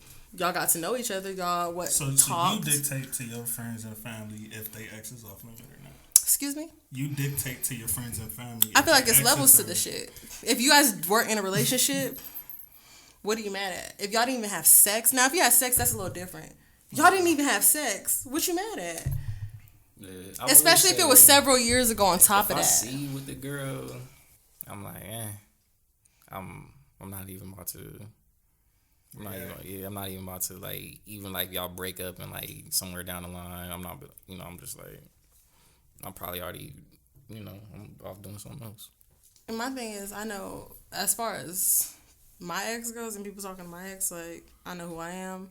I don't have to be concerned about nobody else. So I know the place I have, the weight I hold, and the hold I have. So I don't have to be worried about other people. And that can sound cocky. That's just being confident in yourself and knowing your relationship, period. That was a deep one. I haven't had a boyfriend since I've dated. I've talked to people, whatever, but I've never had a boyfriend since. So when it comes to me talking to other people, it's fuzzy because everything's circumstantial. So one, if it's somebody that, say for example, they were serious with somebody, I don't like static. I don't like tension. So sure, no, I wouldn't fuck with it because I don't even have that kind of. I'm not moving on that type of time. Does it depend how close the girl is to you though? Like if it's just like somebody you've kicked it with a few times, like does she qualify in that as well? If she has an issue with you talking to her serious ex. It depends, I guess. I mean, all of this takes communication, and I mean, if we friends to where I consider you, then we have to have a conversation. But if we were friends in high school and I don't fraternize with you, nor am I really cool with you or have talked to you for years. For example, I talked to somebody's baby daddy that I went to high school with. I didn't know. I didn't know. But when I did find out, I didn't care because I'm not her friend. I'm her Facebook friend. I don't give a damn. Like, what is that? Okay, like that means nothing to me. But that could sound bad. I don't have a lot of close friends in general, so I don't even have this type of situation come up for me. Like I said, the closest was my cousin in that situation, and that was just easily maneuvered around. Like, yeah, cool, won't tell you about that, and I'm gonna still do me because it wasn't serious. What's a couple weeks? Like, that's me being mad over somebody I went on a dinner date with and made out with. I would be damned if I felt some type of way about something like that. That's weird. It would just be weird to me, like, especially because it's like if I was with somebody at a certain point, I kind of take it as like you was looking at that person when I was with them potentially. Like you might have acted on something then if maybe she was with it. So even I feel like a big difference is that y'all been in more relationships than I have too. I don't have a lot. One, I don't have a lot of friends. That's one. My best friend, me and her don't even like the same caliber of niggas. So it doesn't matter. There's that. And then the one time was my ex when we were best friends, and that all worked out. So when it comes, you said you'd be okay with any girl that you're cool with dating him. For the most part, to an extent. Hey, bro. No, I'm being honest, right? I'm being human. I'm being honest, right? Because I say that a gray area. It is a gray area. That is not a gray area question. To me, it is because either you're cool with. To me, for me, you have to understand my relationship wasn't a typical relationship. So most people didn't even know we were together. That's hard. Like we were in some secret type shit on some whole other shit. Like I can't go into details on that. That's for another time. But when it comes down to it, wasn't the stereotypical or normal relationship. So it's a little hard because you wouldn't blame them because they didn't know. It's hard because even if I knew somebody who was interested in him and even went to drinks with him and stuff and mentioned him, and I can't say nothing about it because that's not common or public knowledge because there are certain understandings in place already. That means that I cannot not understand is what as far as like what I can or what he can or cannot do. It's just the nature of our relationship was not one that we were able to be public about. So nobody. To be honest, go ahead. I think you would have an issue with anybody that you're cool with dating him. It's funny you say that because I don't know. From the midst of this conversation, I think you would take issue with it. And the deeper it gets, I think the more issue you would take with it. Dependable. The further it goes. Dependable. I mean, he's whole ass engaged right now. So like, and we with still somebody have you know? no, but no, I hear you, but this is somebody he's settling with. Like, I'm the type of person where I'm like, I feel like if we're close, like I said, I don't have a lot of close friends. So to even be on that level of being close enough to offend me, that's literally very hard to do. My best friend is the only person, and that's not happening to actually fuck with me. Anybody else, I have to give a certain level of benefit of the doubt because they have no idea of anything related to us. So I can't fault them for that. Nor can I feel any type of way because as far as you knew, this nigga's been single for 4 plus whatever years. You know, like, I can't be that upset about it. That's how I feel about it. Well, I can confess, like, for me, it does depend how close we are. Like, if I'm single at the time and your ex is single at the time and our relationship was like, we was cool or whatever, I just really believe, like, if something is organic enough, it's like, I'm not about to turn that situation down.